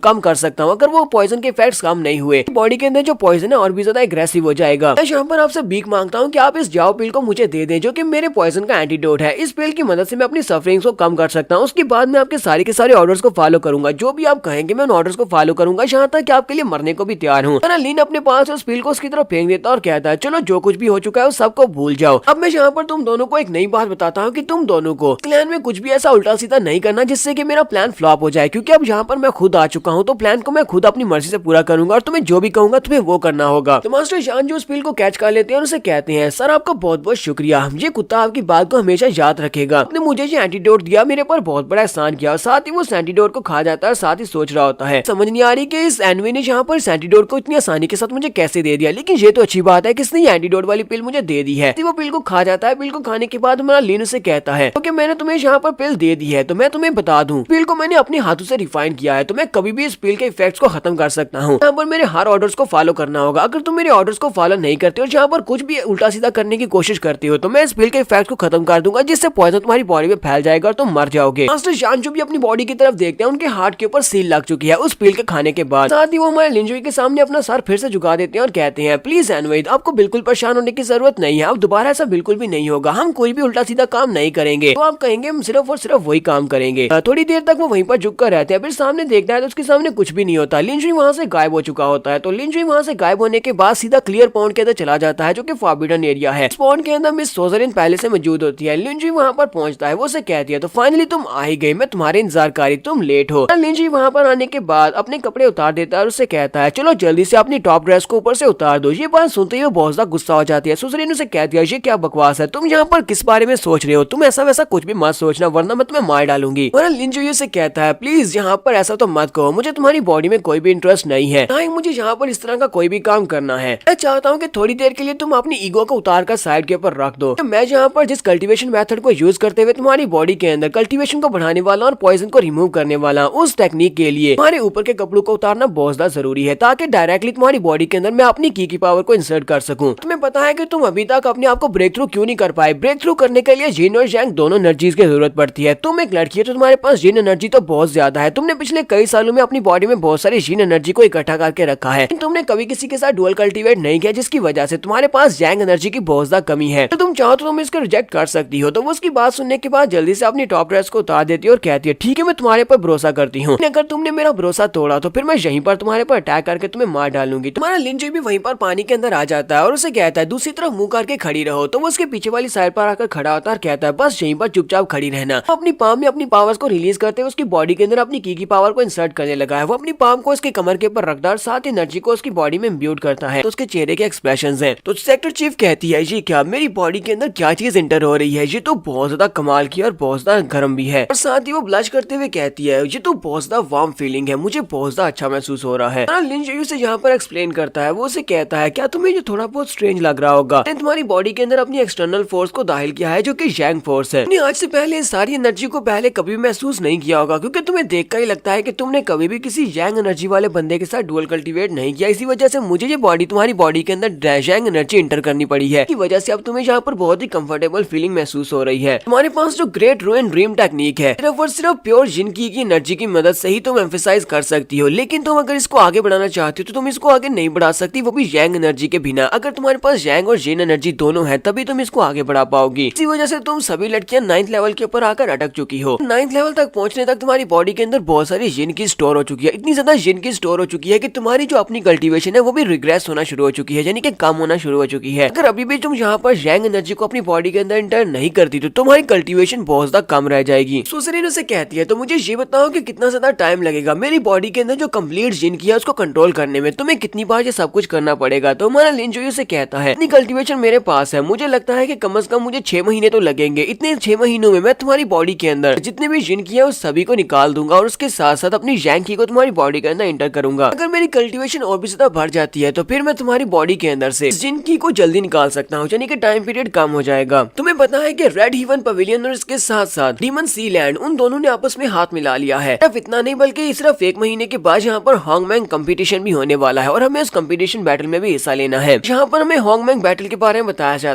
जाता है कि ये कंपटीशन होता है जहाँ पर जितने भी मेजर क्लैंस हैं हॉन्गमैंग कॉन्टिनेंट के वो सारे आकर एक दूसरे के साथ फाइट करते हैं। सिर्फ और सिर्फ क्वालिफिकेशंस वाले टैलेंटेड लोगों को ही वहाँ पर इस कंपटीशन में हिस्सा लेने की इजाजत होती है। जो भी इस कंपटीशन को जीता है उसके क्लैन मेंबर्स को टाओ रिवर के अंदर जाने का मौका मिलता है। टाओ रिवर जो है वो हॉन्गमैंग कॉन्टिनेंट में एंशिएंट टाइम से यहाँ पर बह रहा है। टाओ रिवर के अंदर बैठकर कल्टीवेट करने से आपकी कल्टीवेशन तेजी के साथ बढ़ती है, लेकिन सिर्फ और सिर्फ उसी क्लैन को उस टाओ रिवर के अंदर जाने की इजाजत मिलती है जो कि हॉन्गमैंग कंपटीशन में अपने आप को जिताते हैं, उनका क्लैन ही वहाँ पर जा सकता है। इसी वजह से हॉन्गमैंग का जो कंपटीशन होता है ये बहुत ज्यादा इंपॉर्टेंट होता है। सभी क्लैन के मेंबर्स यहाँ पर अपनी जी जान लगा देते हैं ताकि वो टॉप पोजीशन के ऊपर पहुंच सके। तो सुसरीन हमारे लिंजुई को बताती है कि हमारे हॉन्गमैंग कॉन्टिनेंट में बहुत सारे छोटे मोटे क्लैंस हैं, यहाँ तक कि बहुत सारे सेक्टर्स भी हैं। इनमें 3 बड़े पावरफुल क्लैंस हैं जिनके पास ज्यादा पावर्स हैं। इन तीनों क्लैंस में से कोई एक क्लैन ही होता है जो कि हमेशा टॉप पोजीशन के ऊपर आता है और हमारा फॉरगॉटन इमॉर्टल क्लैन यानी कि हमारा वैंगजियान क्लैन ये तो किसी भी खाते में नहीं आता, यानी कि हमारा क्लैन बाकी के सभी क्लैंस में से सबसे ज्यादा कमजोर है। अगर मैं सच कहूँ तो पिछले कई साल हम लोग यहाँ पर इस कंपटीशन में हिस्सा लेते रहे हैं और हम लोग कभी भी नहीं जीत पाए। इसी वजह से मैंने गिव अप कर दिया है, हम लोग इस बार कंपटीशन में हिस्सा नहीं लेंगे। लिंजुई से कहता है ये टाइम गिव अप करने का तो बिल्कुल भी नहीं है, क्योंकि अभी जो तुम्हारे पास मैं आया हूँ, कहता है जबकि तुम्हारे पास मेरी हेल्प है तो इसका मतलब यह है कि हम लोग इस बार के कंपटीशन को जीत सकते हैं। तुम्हें वही करना होगा जो मैं तुम्हें कहता हूँ, तो तुम बिल्कुल ठीक रहोगे और हम लोग इस कंपटीशन को जीत पाएंगे। इस सुसरीन से कहती है अच्छा ठीक है, जो तुम कहोगे मैं वही करूंगी। और उसके बाद वो पीछे की तरफ मुड़ जाता और कहता है आज के लिए इतना काफी, अब जाओ तुम यहाँ से चली जाओ और जाकर कल का इंतजार करो, क्योंकि मैं यहीं पर रहने वाला हूँ, रहकर कल्टीवेट करूंगा और कल रात के वक्त तुम इसी वक्त सेम टाइम पर मुझे मिलना, हम लोग दोबारा से यहाँ पर यही प्रोसीजर करेंगे। उसके वहाँ से चले जाने के बाद हमारा लिंजुई वहीं पर बैठकर कल्टीवेट करता है। थोड़ी देर कल्टीवेट करने के बाद हमारा लिंजुई कहता है ये पोर्न तो वाकई में बहुत ज्यादा अमेजिंग है, यहाँ पर ब्रिलियंट की पावर इतनी ज्यादा है कि उसको एब्जॉर्ब करने के बाद जो कि इमॉर्टल राम का कल्टीवेटर था, अब मैं स्पिरिट राम का कल्टीवेटर बन चुका हूँ। अब मुझे पता चला कि क्लियर पोर्न के अंदर बैठकर कल्टीवेट करना कैसा होता है। अपनी पिछली 1 लाख साल की जिंदगी में यहाँ पर आना चाहता था, लेकिन मुझे कभी भी यहाँ पर आने नहीं दिया गया। लिंजुई वहाँ पर प्रैक्टिस कंप्लीट करने के बाद वहाँ से वापस अपने रूम की तरफ आ रहा होता है। जैसे वो रूम की तरफ वापस आता है, जियांची वहाँ पर पहले से बैठी होती है, वो उसका इंतजार कर रही होती है। तुम्हारा लिंजुई से कहता है, लड़की तुम यहाँ पर क्या कर रही हो, क्या तुम मेरा इंतजार कर रही हो? तो वो उसे कहती है, मास्टर सेंट किंग, लिटिल सेंडेस आपका अंदर इंतजार कर रही है, वो कब से आपका इंतजार कर रही है, मैंने उसको अंदर बिठा दिया था, इसलिए आप जल्दी यहाँ पर आने वाले हैं। तुम्हारा लिंजुई से कहता है, क्या वाकई में वो अंदर मेरा इंतजार कर रही है? तुम्हारा लिंजुई जल्दी से अंदर चला जाता है। हमारा लिंजुई अंदर जाता है तो लिटिल सेंडेस यानी कि प्रिंसेस जेजे जल्दी से भागती हुई आगे बढ़ती है और उसे कहती है, तो फाइनली तुम वापस आएगी, मैंने तुम्हारा कितना ज्यादा इंतजार किया। हमारा लिंजुई भी उसे अपने गले से लगा लेता है और कहता है, शिनजी तुम यहाँ पर क्या कर रही हो, क्या तुम मुझसे मिलने के लिए आई हो? वो उसे कहती है, हाँ मैं तुम्हारे बारे में काफी ज्यादा परेशान थी, मैंने सुना कि तुम सेक्टर चीफ से मिलने के लिए गए थे और सेक्टर चीफ ने काफी ज्यादा मुश्किल से ट्रीट किया है, इसी वजह से मैं यहाँ पर तुमसे मिलने के लिए आई हूँ। साथ ही वो कहती है, मैंने ये भी सुना है कि मेरी बड़ी बहन यानी कि सुजरेन ने हमें हमारा सेंट किंग बना दिया है। मेरी बहन ने आज तक पहले किसी भी इंसान के साथ ये सब कुछ नहीं किया, इस बात से मुझे बहुत ज्यादा हैरानी हो रही है, क्या मेरी बहन ने ऐसा क्यों किया होगा, उसने तुम्हारे साथ ये क्यों किया? तुम्हारा लिंजुई से कहता, हो सकता है कि मेरे पास कोई स्पेशल एडवांटेज है, इसी वजह से उसने मेरे साथ ये सब कुछ किया है, क्योंकि मैं तुमसे प्यार करता हूँ इसी वजह से। वो से कहती है, हाँ तुम वाकई में एक बहुत ही बुरे लड़की, और साथ ही वो शर्मा भी रही होती है। ये दोनों यहीं पर बैठकर आपस में गप्पे लगा रहे होते हैं, जबकि जियांची वहीं पर साइड के ऊपर बैठी होती है। जीजू से कहती है, ब्रदर लिंजुई, मुझे नहीं लगा था कि एक इंसान के साथ मिलकर इतना ज्यादा मजा आएगा, तो मुझे तुम्हारे साथ मिलकर बहुत ज्यादा मजा आ रहा है। साथ ही वो से कहती है, तुम्हें पता है ना कि हम लोगों ने वो सब कुछ कर लिया हुआ है, इसी वजह से जीजी आज के बाद सिर्फ और सिर्फ तुम्हारी है। ये प्रिंसेस हमेशा तुम्हारा इंतजार करेगी और किसी भी दूसरे इंसान को अपने आप को टच भी नहीं करने देगी। 2 साल के बाद अगर डीमन एम्परर यहाँ पर समन करने के लिए आते हैं, क्योंकि 2 साल के बाद डीमन एम्परर के साथ मेरी शादी होनी है, अगर वो मुझे लेने के लिए आते भी हैं तब भी मैं उनको रिजेक्ट कर दूंगी, मैं उनके साथ बिल्कुल भी नहीं जाने वाली, मुझे यहाँ पर मरना ही क्यों ना पड़े। यहाँ पर फिर से डीमन एम्परर के बारे में बताया जाता है कि डीमन एम्परर जिसके साथ इसकी शादी होनी है 2 साल के बाद, उसका नाम कीजी है, वो नाथरन स्टार राम का एम्परर है। 2 साल के बाद वो बहुत सारी लड़कियों के साथ शादी करने वाला है। 2 साल के बाद आसपास के जितने भी पावरफुल क्लैंस हैं उन सभी में से बहुत ही स्पेशल लड़कियों को उसकी शादी करने के लिए चूज किया गया है, में से प्रिंसेस जीजी भी एक है, ताकि वो इन सभी को फर्नेस के तौर पर यूज कर सके। वो इन सभी के साथ डुअल कल्टीवेट करने के बाद इन सभी की प्योर की पावर को लेना चाहता है, इसी वजह से वो इतनी ज्यादा लड़कियों के साथ शादी कर रहा है। लेकिन असल में बात यह है कि इन सभी की कल्टीवेशन की पावर लेने के बाद इनका कुछ भी नहीं बचता, ये सारी की सारी लड़कियां मर जाती हैं। अरे लिंजुई को तो ये सारी की सारी बात पता होती है। लिंजुई कहता है, अब जबकि तुम मेरी लड़की बन चुकी हो, यानी कि अब तुम मेरी गर्लफ्रेंड हो, तो इस बात का भरोसा रखो कि मैं कोई ना कोई ऐसा तरीका ढूंढ लूंगा कि 2 साल के बाद तुम्हें उस एम्परर के साथ जाना नहीं पड़ेगा। तो प्रिंसेस जीजी भी इस बात से बहुत ज्यादा खुश हो जाती है और उसे कहती है, ब्रदर लिंजुई तुम्हारा बहुत बहुत शुक्रिया, अब काफी ज्यादा देर हो चुकी है, अब मुझे भी वापस चलना चाहिए, तुम भी जाकर सो जाओ। साथ ही यहाँ पर प्रिंसेस जियांची के लिए रिक्वेस्ट भी कर देती है। वो उसे कहती है, ब्रदर लिंजुई, जियांची मेरी बहुत ही अच्छी दोस्त है, अगर तुम इसको गाइड कर सको तो प्लीज इसको गाइड जरूर करना, मैं चाहती हूँ कि तुम इसके मास्टर बनकर इसको ट्रेन करो। लिंजुई से कहता है, हाँ क्यों नहीं, तुम इसके बारे में बिल्कुल परेशान ना हो, मैंने इसे पहले ही कहा था कि मैं इसका मास्टर बनकर इसको ट्रेन करूंगा। जियांची भी हमारे लिंजुई से कहती है, मैं प्रिंसेस को वापस इसके डॉम्स तक छोड़कर आती हूँ ताकि फिर मैं आकर आपसे तलवारबाजी की टेक्निक सीख सकूं। तो हमारा लिंजुई से कहता है, अच्छा ठीक है, रास्ते में बहुत ज्यादा ध्यान रखना। जियांची भी यहाँ पर यही सोच रही होती है कि इन दोनों के दरमियान में किस किस्म का रिलेशनशिप है। प्रिंसेस यहाँ पर इससे आकर मिल रही है, ये भी उसके साथ बड़ी हंसकर बातें कर रहा था। दोनों वहाँ से चली जाती है। उनके चले जाने के बाद हमारा लिंजुई वहीं पर खड़ा खड़ा सोच रहा होता है, चलो ठीक है, हम सोने का टाइम हो चुका है। फिर साथ ही वो ऊंची आवाज में कहता है, अब जबकि तुम्हारे डिसाइपल और प्रिंसेस जीजी यहाँ से चले गए हैं, तो मुझे लगता है कि तुम्हें मेरे साथ ही आकर सोना चाहिए। हमारा लिंजुई यहाँ पर एल्डर जैंग से बात कर रहा होता है, क्योंकि एल्डर जैंग वहीं पर दीवार के पीछे छुपी होती है और लिंजुई को महसूस हो जाता है। एल्डर जैंग भी जल्दी से वहाँ से बाहर निकल आती है और उसे कहती है, सेंट किंग प्लीज आपको यहाँ पर तमीज से बात करनी चाहिए, मैं यहाँ पर आपके साथ नहीं सो सकती, क्योंकि मैं इस पूरे वैंगजियान क्लैन की 12 एल्डर्स में से एक महान एल्डर हूँ। हमारा लिंजुई इसके पास सुनने के बाद कहता है, तुम एक एल्डर हो तो इस बात का क्या मतलब है, मुझे ये बताओ, क्या एल्डर का ओहदा सेंट किंग से ज्यादा होता है? वो उसे कहती है, नहीं। लिंजुई साथ ही उसकी बड़ी बड़ी चेस्ट को घूर कर देख रहा होता है। वो अपनी चेस्ट को छुपाते हुए कहती है, ये तुम क्या कर रहे हो, तुम किस तरफ देख रहे हो, तुम एक बहुत ही बेशरम लड़के हो। लिंजुई से कहता है, मैं इस तरह का कुछ भी नहीं सोचा और ना ही मैं कोई बहुत ही बेशरम इंसान हूँ, चलो चुपचाप मेरे साथ अंदर आ जाओ। लिंजुई से कहता है, तुम्हारी सेक्टर चीफ सुजरीन ने कहा था कि मुझे एल्डर जैंग के साथ रहना है, तो आज मैं तुम्हारी रेजिडेंस में ही रहने वाला हूँ, तो तुम जहाँ पर मुझे अपने साथ लेकर आई थी और तुम ये सेक्टर चीफ के पास मुझे लेकर भी गई थी, तो चुपचाप मेरे साथ आ जाओ। नहीं लगता कि अगर तुम मेरे साथ रहोगी कि तुम्हें अपने फादर के बारे में इन्फॉर्मेशन ज्यादा जल्दी मिल सकती है, इसी वजह से मुझे लगता है कि हम दोनों को आज के बाद एक दूसरे के साथ ही रहना चाहिए। वो उसे चिल्लाकर कहती है, नहीं, मैं ये बिल्कुल भी नहीं करने वाली, ये बताओ कि तुम मुझे अपने साथ रखकर मुझसे क्या करवाना चाहते हो। जो कमरे के अंदर चला जाता है, बेड के ऊपर बैठता है और उसे इशारा करते हुए कहता है, कुछ भी नहीं, चलो जल्दी से यहाँ पर आकर मेरे पास बैठो। अगर तुम यहाँ पर मेरे पास आकर बैठती हो तो जनरली मैं तुम्हें बता ही दूंगा कि तुम्हारा फादर इस वक्त कहाँ पर है, उसकी लोकेशन क्या है। तुम नहीं बैठती तो फिर मैं तुम्हें कुछ भी नहीं बताऊंगा। एल्डर जैंग उसकी बात मानने को बिल्कुल भी तैयार नहीं होती। वो शर्माते हुए कहती है, मैं तुम्हारी बात बिल्कुल भी नहीं मानूंगी। तो लिंजुई कहता है, तुम्हारे पास 2 ऑप्शन है, या तो यहाँ पर आकर मेरे पास बैठ जाओ या फिर चुपचाप यहाँ से वापस मुड़ जाओ और वापस मत आना। वो उसकी बात सुनने के बाद और भी ज्यादा ब्लश कर रही होती है। फिर साथ ही वो कहती है, मेरे पास तो कोई ऑप्शन नहीं है, और वो सीधी आकर उसके साथ ही बिस्तर के ऊपर बैठ जाती है और उसे कहती है, अब तुम ये मत कहना कि तुम्हें मेरे साथ कुछ और भी करना है। लिंजुई लिंजुई से कहता है नहीं नहीं बिल्कुल बेफिक्र हो जाओ, मुझे तुम्हारे साथ और कुछ भी नहीं करना, और साथ ही वो बिस्तर के ऊपर वहीं पर लेट जाता है। उसे कहता है तुम्हारे साथ आज कुछ भी नहीं होने वाला, और वहीं पर वो सो जाता है। एल्डर जैंग जब लिंजुई की तरफ देखती है तो वो बड़ी आराम से वहाँ पर सो रहा होता है। वो कहती है ऐसा कैसे हो सकता है, ये इतनी जल्दी सो कैसे गया, मुझे तो लगा था कि यहाँ पर मेरे साथ कोई गंदी हरकत करेगा, लेकिन ये तो बहुत अच्छी बात है कि ये चुपचाप यहाँ पर सो गया है। समझ नहीं आ रही कि इस लड़के ने मुझे अंदर क्यों बुलाया और अपने साथ बेड के ऊपर क्यों बिठाया, मुझे तो लगा था ये कुछ और करने वाला है, लेकिन ये तो यहाँ पर बड़े आराम से सो रहा है। चलो ठीक है फिर मैं भी यहाँ पर सो जाती है। वो अपने हाथ में पिलो लेती है और उसके ऊपर अपना सर रखकर सो जाती है। के वक्त जब उसकी आंख खुलती है तो वो सामने की तरफ देखती है। लिंजुई उठ चुका होता है। लिंजुई सामने खिड़की में खड़ा होता है और उससे कहता है तो फाइनली तुम्हें होश आ ही गई, तुम तो बहुत ही लेट उठती हो। वो उसे कहती है हाँ मुझे होश आ गई और मैं उठ गई हूँ। लिंजुई कहता है तो इसका मतलब यह है कि आज हम लोग बड़ी मुश्किल से बच गए हैं, क्योंकि लिंजुई ने जानबूझकर उसे आज रात अपने रूम में रुकवाया था। शायद उसे पता था कि यहाँ पर क्या होने वाला है। लिंजुई से कहता है तुम्हें पता है यहाँ पर बहुत ही जल्दी हॉन्गमैन टूर्नामेंट स्टार्ट होने वाला है। अब मुझे ये बताओ तुम तो यहाँ के सेक्टर की एक एल्डर हो, एल्डर होने के नाते तुम्हारा यहाँ पर क्या ख्याल है कि हमें कौन कौन से बच्चों को वहाँ पर भेजना चाहिए, तुम्हारे इस बारे में क्या प्लान्स हैं? तो एल्डर जैंग उसे कहती है मैं तुम्हें अगर सच्ची बताऊं तो हमारी स्ट्रेंथ बाकी के सारे सेक्टर्स के मुकाबले में बहुत ज्यादा कमजोर है, और हमारे पास जितने भी स्टूडेंट्स हैं वो सारे के सारे बहुत ज्यादा कमजोर हैं। तो हमारे लिए इस टूर्नामेंट में हिस्सा लेना ना लेने के बराबर भी है। हम लोग यहाँ पर इस कंपटीशन में अगर हिस्सा भी लेते हैं तो हम लोग बहुत ही जल्दी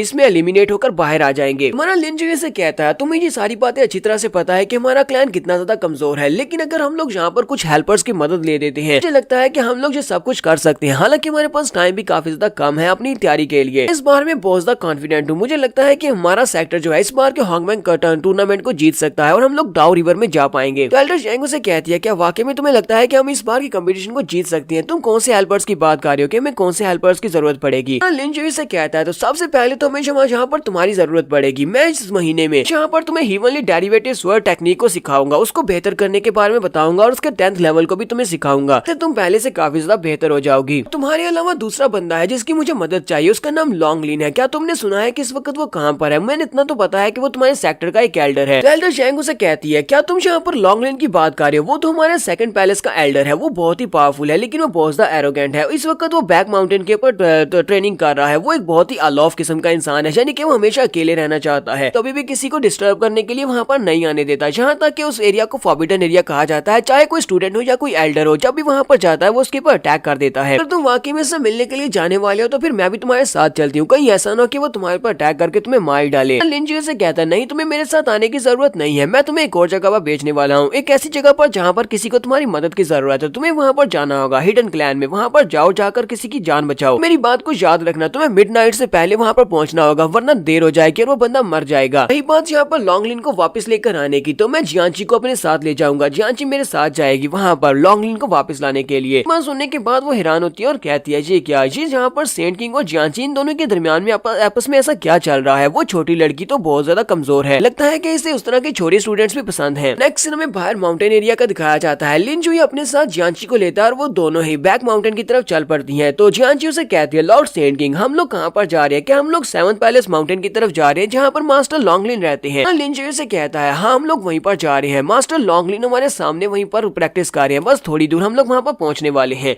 जियांची से कहती है लेकिन मैंने एल्डर लॉन्गलिन के बारे में ये सुना है कि वो कभी भी किसी को पसंद नहीं करते कि कोई उनको आकर डिस्टर्ब करे। यहाँ तक कि एल्डर्स और यहाँ पर स्टूडेंट्स अगर कोई भी यहाँ पर आता है तो वो उसके ऊपर अटैक कर देते हैं और उसे यहाँ से भगा देते हैं। किसी भी आउटसाइडर को यहाँ पर इस माउंटेन के ऊपर आने की इजाजत नहीं है। तो मेरा लिन उसे कहता है हाँ ये बात वाकई में सच है, वो मास्टर बहुत ज्यादा एरोगेंट है और किसी को भी पसंद नहीं करता, सभी से वो नफरत करता है। यहाँ तक अगर वो तलवारबाजी की प्रैक्टिस कर रहा है और इस दौरान आकर कोई उसे डिस्टर्ब कर दे तो वो तो उसे मारकर उसकी जान भी ले सकता है। साथ ही वो जियांची से पूछता है मुझे ये बताओ कहीं इस बात से डर तो नहीं लग रहा कि मैं यहाँ पर तुम्हें अपने साथ इसलिए लेकर आया हूँ, मैं चाहता हूँ कि तुम एल्डर लॉन्गलिन के साथ यहाँ पर कम्पीट करो, मैं तुम्हारी उसके साथ फाइट करवाना चाहता हूँ, तुम दोनों यहाँ पर आपस में फाइट करोगी। बस सुनते ही जियांची काफी ज्यादा घबरा जाती है और उसे कहती है लेकिन वो तो एक एल्डर है और उनके स्किल्स मुझसे बहुत ज्यादा है, वो एक बहुत ही पावरफुल है, मैं उनके साथ बिल्कुल भी फाइट नहीं कर पाऊंगी। लिंजुई से कहता परेशान होने की जरूरत नहीं है, मैं तुम्हें यहाँ पर एक ट्रिक बताता हूँ, तुम्हें बस अपनी तलवार को बहुत ज्यादा फैमिली पकड़ कर रखना होगा। वो तुम्हारे ऊपर जब अटैक करेगा तुम्हें उसके पहले 7 मूव्स को ब्लॉक करना होगा। अगर तुम उसके 7 मूव्स को ब्लॉक कर लेती हो, जब वो 8वां मूव करने के लिए आगे बढ़ेगा तुम्हें काउंटर अटैक करना होगा, फिर राइट हैंड साइड के ऊपर से उसके ऊपर अटैक करना। यहाँ पर अपनी 10th form of heavenly derivative sword method को यूज करना होगा, तुम उसको बड़ी आसानी से हरा दोगी। तो मुझे इस बात का पूरा यकीन है कि तुम जीत सकती हो। जियांची उसे कहती है मास्टर अब अगर आप कह रहे हैं तो फिर ठीक है, मैं ऐसा ही करूंगी, मैं 7 मूव्स को ब्लॉक करूंगी और उसके बाद उसके ऊपर राइट साइड से अटैक करूंगी। ये दोनों अभी यहीं पर खड़े होते हैं कि उसी वक्त उन्हें एल्डर लॉन्गलिन की आवाज आती है। वो चिल्लाकर कहता है तुम लोग यहाँ पर क्या कर रहे हो? क्या तुम्हें पता नहीं है कि ये एक फॉरबिडन एरिया है, यहाँ यहाँ पर आउटसाइडर्स नहीं आ सकते। इसके साथ ही वो अपनी तलवार को घुमाते हुए उन दोनों के ऊपर अपनी तलवार से स्लैश लगा देता है, जबकि लिनजुई जल्दी से जियांची को पकड़ता है और जंप करते हुए जल्दी से आगे की तरफ बढ़ जाता है ताकि वो उस अटैक से अपने आप को भी और उसको भी बचा सके। दोनों एक दूसरे अटैक को अवॉइड कर लेते हैं। जियांची पीछे की तरफ देखती है और कहती है ये अटैक तो बहुत ज्यादा पावरफुल था, एल्डर लॉन्गलिन वाकई में बहुत ज्यादा स्ट्रॉन्ग है। अगर मास्टर लिन ने मुझे यहाँ पर बचाया नहीं होता, इन्हें धक्का नहीं दिया होता तो अब तक तो मैं मर चुकी होती। तो ये दोनों वहाँ पर सामने की तरफ देखते हैं तो उनके सामने एल्डर लॉन्गलिन खड़े होते हैं। एल्डर लॉन्गलिन उनसे कहते हैं, लॉन्गलिन उन दोनों के सामने खड़े होते हैं और उनसे कहते हैं मैंने तुमसे पूछा कि तुम लोग यहाँ पर क्या कर रहे हो, ये एक फॉरबिडन एरिया है, तुम में से किसी को भी यहाँ पर आने की इजाजत नहीं है। तुम लोगों को लगता है कि ये बैक माउंटेन तुम्हारे खेलने की जगह है या फिर पिकनिक की जगह है, तुम लोग यहाँ पर अपनी मर्जी से आ सकते हो। तुम्हारा लिनजुई इसकी तारीफ करते हुए कहता है मास्टर लॉन्गलिन मैंने तुम्हारी तलवार के बारे में बहुत कुछ सुना है, तुम्हारी ये मैड स्वर्ड ये तो इस पूरे हांगमैंग कॉन्टिनेंट में ऐसी किसी के पास भी ऐसी तलवार नहीं है, कोई भी तुम्हारी तलवार का मुकाबला नहीं कर सकता, तुम्हारे पास इतनी ज्यादा स्ट्रेंथ है। लिन उसे कहता है लेकिन आज यहाँ पर तुम्हारी पहले स्ट्राइक को देखने के बाद मुझे लगता है कि तुम्हारे बारे में जितने भी रूमर्स सुने थे वो बिल्कुल गलत है, क्योंकि तुम्हारी तलवारबाजी की टेक्निक्स इतनी भी अच्छी नहीं है और ना ही तुम्हारे पास जो तलवार है उसकी पावर इतनी अच्छी है। मैं यहाँ पर तुम्हें चैलेंज करने के लिए आया हूँ, मैं तुम्हारे साथ एक फाइट करने के लिए आया हूँ। तो ये बात सुनते ही वो बहुत ज्यादा गुस्सा हो जाता है, चिल्लाकर कहता है लड़के तुम कुछ ज्यादा ही एरोगेंट हो, ठीक है देखते हैं कि तुम मेरी तलवार के सामने क्या कर पाते हो, अगर तुम मुझे चैलेंज करना चाहते हो तो ठीक है फिर मैं तुमसे चैलेंज करूंगा, मैं तुम्हारे चैलेंज को एक्सेप्ट करता हूँ। लिनजुई से कहता है नहीं लगता है कि तुम्हें कोई गलती हुई है, जहाँ पर मैं तुमसे फाइट नहीं करने वाला, बल्कि तुम्हारी फाइट मेरे साथ नहीं बल्कि इस छोटी लड़की के साथ होने वाली है, ये तुमसे फाइट करेगी। इस बात से तो एल्डर और भी ज्यादा गुस्सा हो जाते हैं और कहते हैं कहीं तुम पागल तो नहीं हो गए। जियांची अपनी तलवार को अनशीथ करते हुए मास्टर लॉन्गलिन के सामने खड़ी हो जाती है और उसे कहती है मास्टर लॉन्गलिन मैं तो 12 पैलेस की एक डिसाइपल हूँ, मेरा नाम जियांची है, पास जो स्वर्ड है इसको रेड मून स्वर्ड कहा जाता है, यहाँ पर आपके साथ ड्यूल करने के लिए आए हूँ। एल्डर लॉन्गलिन प्लीज मेरे साथ फाइट करें और इस चैलेंज को एक्सेप्ट करें। तो एल्डर लॉन्गलिन काफी गुस्सा होते हैं और कहते हैं लड़के कहीं तुम पागल तो नहीं हो गए, तुम एक छोटी सी लड़की जो कि अभी सिर्फ डिसाइपल है उसको मुझसे फाइट करने के लिए यहाँ पर लेकर आए हो, दोनों यहाँ पर मरने के इरादे से आए हो। तुम लोगों को देखकर तो लगता है कि तुम लोगों को इतना तो अंदाजा हो गया होगा कि मेरी स्ट्रेंथ तुम लोगों से बहुत ज्यादा है, मेरी कल्टीवेशन भी तुमसे ज्यादा है, मेरी तलवारबाजी के स्किल्स भी तुमसे ज्यादा है, लेकिन फिर भी तुम लोग यहाँ पर जानबूझकर मुझे गुस्सा दिला रहे हो और मुझे चैलेंज कर रहे हो। तो देखते हैं क्या है तुम्हारे पास ऐसा क्या है जो तुम्हें इतना ज्यादा कॉन्फिडेंस दे रहा है। लॉन्गलिन बड़ी स्पीड के साथ अपनी तलवार को लेकर आगे की तरफ बढ़ते हैं और जियांची के ऊपर अटैक करते हैं। जियांची बड़ी मुश्किल के साथ उसके पहले मूव को वहाँ पर ब्लॉक करती है। जियांची पहले मूव को ब्लॉक कर लेती है और फिर साथ ही वो जल्दी से जंप करते हुए पीछे की तरफ बढ़ती है, फिर से एक जबरदस्त स्टैंस लेती है। तो एल्डर लॉन्गलिन फिर से उसके ऊपर अटैक करने के लिए आगे बढ़ते हैं और कहते हैं ये तो काफी ज्यादा इंटरेस्टिंग बात है, तुमने मेरे पहले मूव को ब्लॉक कर लिया, चलो अब दूसरे मूव की बारी है। और वो दूसरे मूव के साथ यानी तलवार के साथ फिर से उसके ऊपर अटैक करते हैं। जियांची उसके दूसरे मूव को भी वहाँ पर ब्लॉक कर लेती है। दूसरे मूव को ब्लॉक करने के बाद वो पीछे की तरफ बढ़ती है, इसके साथ तीसरा मूव होता है और तीसरा और फिर चौथा मूव, वो चौथे मूव को ब्लॉक कर लेती है, फिर पांचवें मूव को ब्लॉक कर लेती है।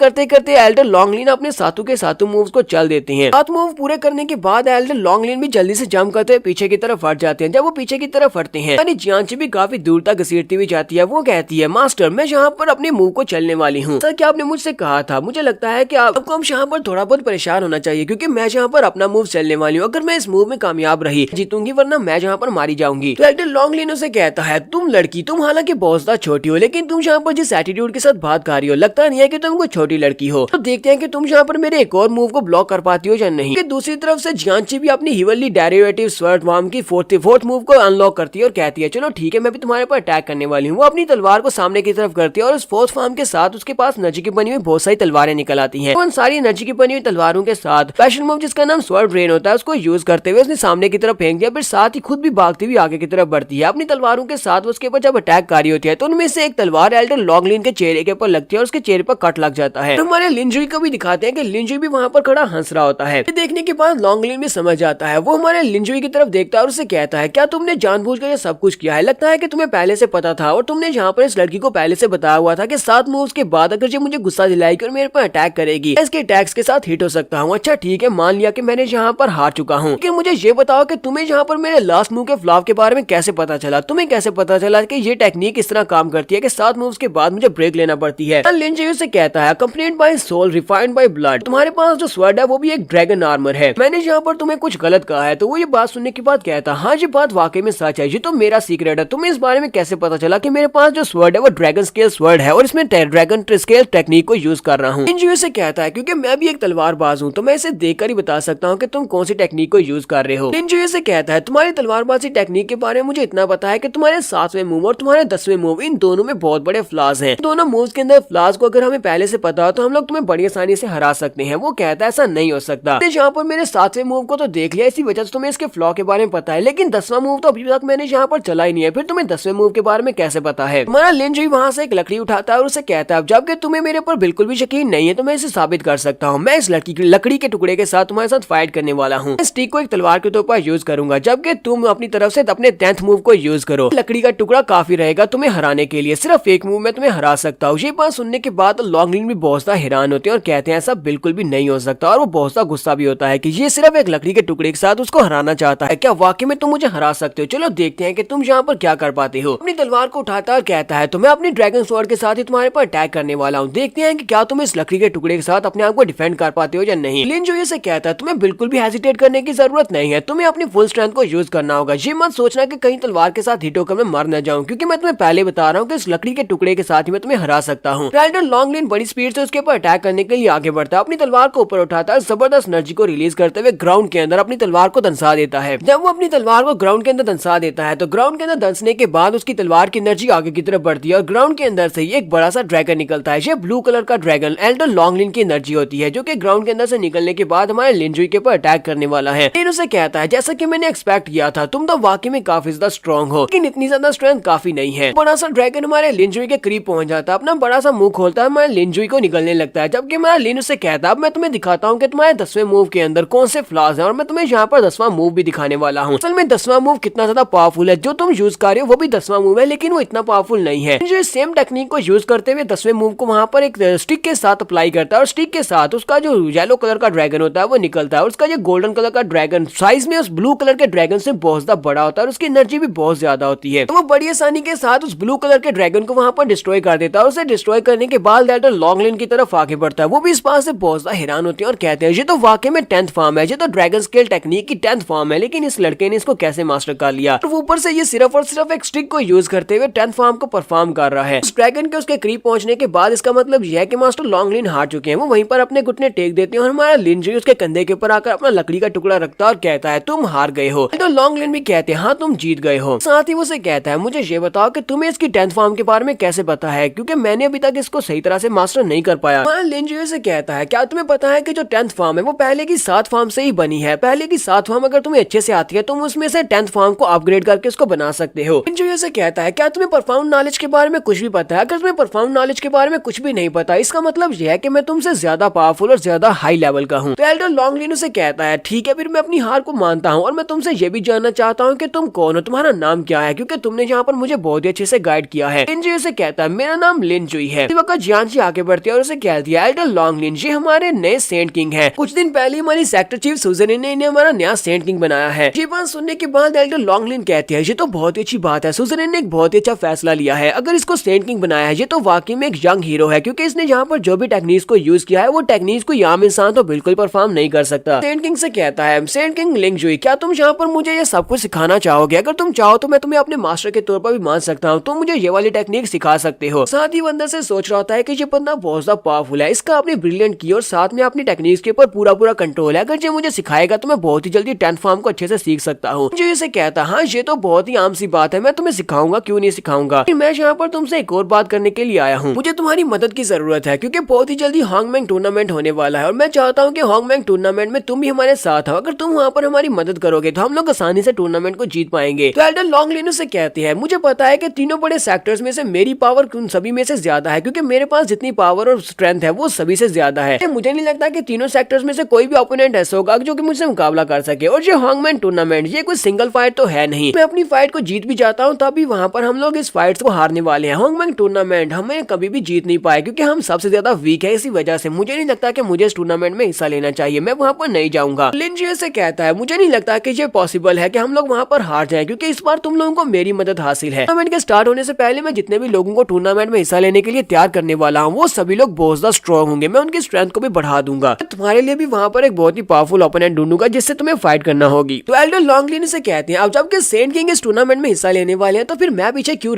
रहूंगा। तब कि आपने मुझे कहा है कि आप वहाँ पर मुझे एक बहुत ही पावरफुल ओपोनेंट ढूंढ कर देंगे, तो फिर ठीक है मैं भी आपके साथ वहाँ पर जाऊंगा, टूर्नामेंट में हिस्सा लूंगा। तो हमारा लिन जुई ने यहाँ पर इस बंदे को भी मना लिया है। उसके बाद हमारा लिन जुई जब वहाँ से वापस आता है तो एल्डर जैंग उसे कहती है जिस बंदे को बचाने के लिए तुमने मुझे कहा था मैं उस बंदे को बचाकर ले आई हूँ। लिन जुई से कहता है तुम्हारा बहुत बहुत शुक्रिया, तुमने बहुत ही अच्छा काम किया है। उसने जिस बंदे को बचाया वो 3rd पैलेस का एल्डर होता है जिसका नाम लियू वू हैन होता है। एल्डर लियू वू एल्डर जैंग से कहते हैं क्या यही वो सेंट किंग है जिसने तुम्हें कहा था कि मुझे बचाने के लिए जाना है, वो भी आधी रात से पहले, लेकिन इसे कैसे पता चला कि वहाँ पर मैं खतरे में हूँ। आगे बढ़ता है, लिन जुई के सामने झुकते हुए उसे अपनी रिस्पेक्ट देता है और कहता है आपका बहुत बहुत शुक्रिया सेंट किंग, आपने मेरी जान बचा ली। लिन उसे कहता है एल्डर लियू आपको मेरे सामने ये सब कुछ करने की जरूरत नहीं है, इतना पोलाइट होने की भी जरूरत नहीं है। शेंग उसे कहती है मिस्टर लिन मुझे ये बताओ कि तुम्हें सब के बारे में कैसे पता चला, तुम्हें कैसे पता चला कि हिडन क्लैन के लोग आधी रात के वक्त वहाँ पर अटैक करने वाले हैं, अगर मैं वहाँ पर नहीं पहुंचती तो वाकई में एल्डर लियू मारे जाते। लिन उनसे कहता है जहाँ पर अगर हम लोग हिडन सेक्टर की बात करें तो हिडन सेक्टर अकेला नहीं है, बल्कि वहाँ पर और भी बहुत सारे क्लैंस हैं जो कि आपस में मिलकर रिबेल कर रहे हैं। यहाँ पर सही टाइम आएगा मैं तुम सभी लोगों को इस बारे में और ज्यादा इन्फॉर्मेशन दूंगा, मैं उन सभी क्लैंस के बारे में बताऊंगा कौन कौन हमारे खिलाफ है। उसी वक्त जियांची भागती है वहाँ पर आती है और कहती है मैं सेक्टर चीफ की तरफ से मैसेज लेकर आई हूँ, उन्होंने सभी के सभी एल्डर साथ में सेंट किंग उन सभी को मेन हॉल में बुलाया, वहाँ पर एक एल्डर्स की मीटिंग होने वाली है। लिन कहता है चलो ठीक है हम लोग जल्दी से मेन हॉल में चलते हैं और जाकर देखते हैं कि मीटिंग में क्या होने वाला है। तब ये लोग मेन हॉल की तरफ जा रहे होते हैं तो उसी वक्त एल्डर जैंग एल्डर लियू से कहती है एल्डर लियू कल जहाँ पर फाइट हुई थी एल्डर जानजू के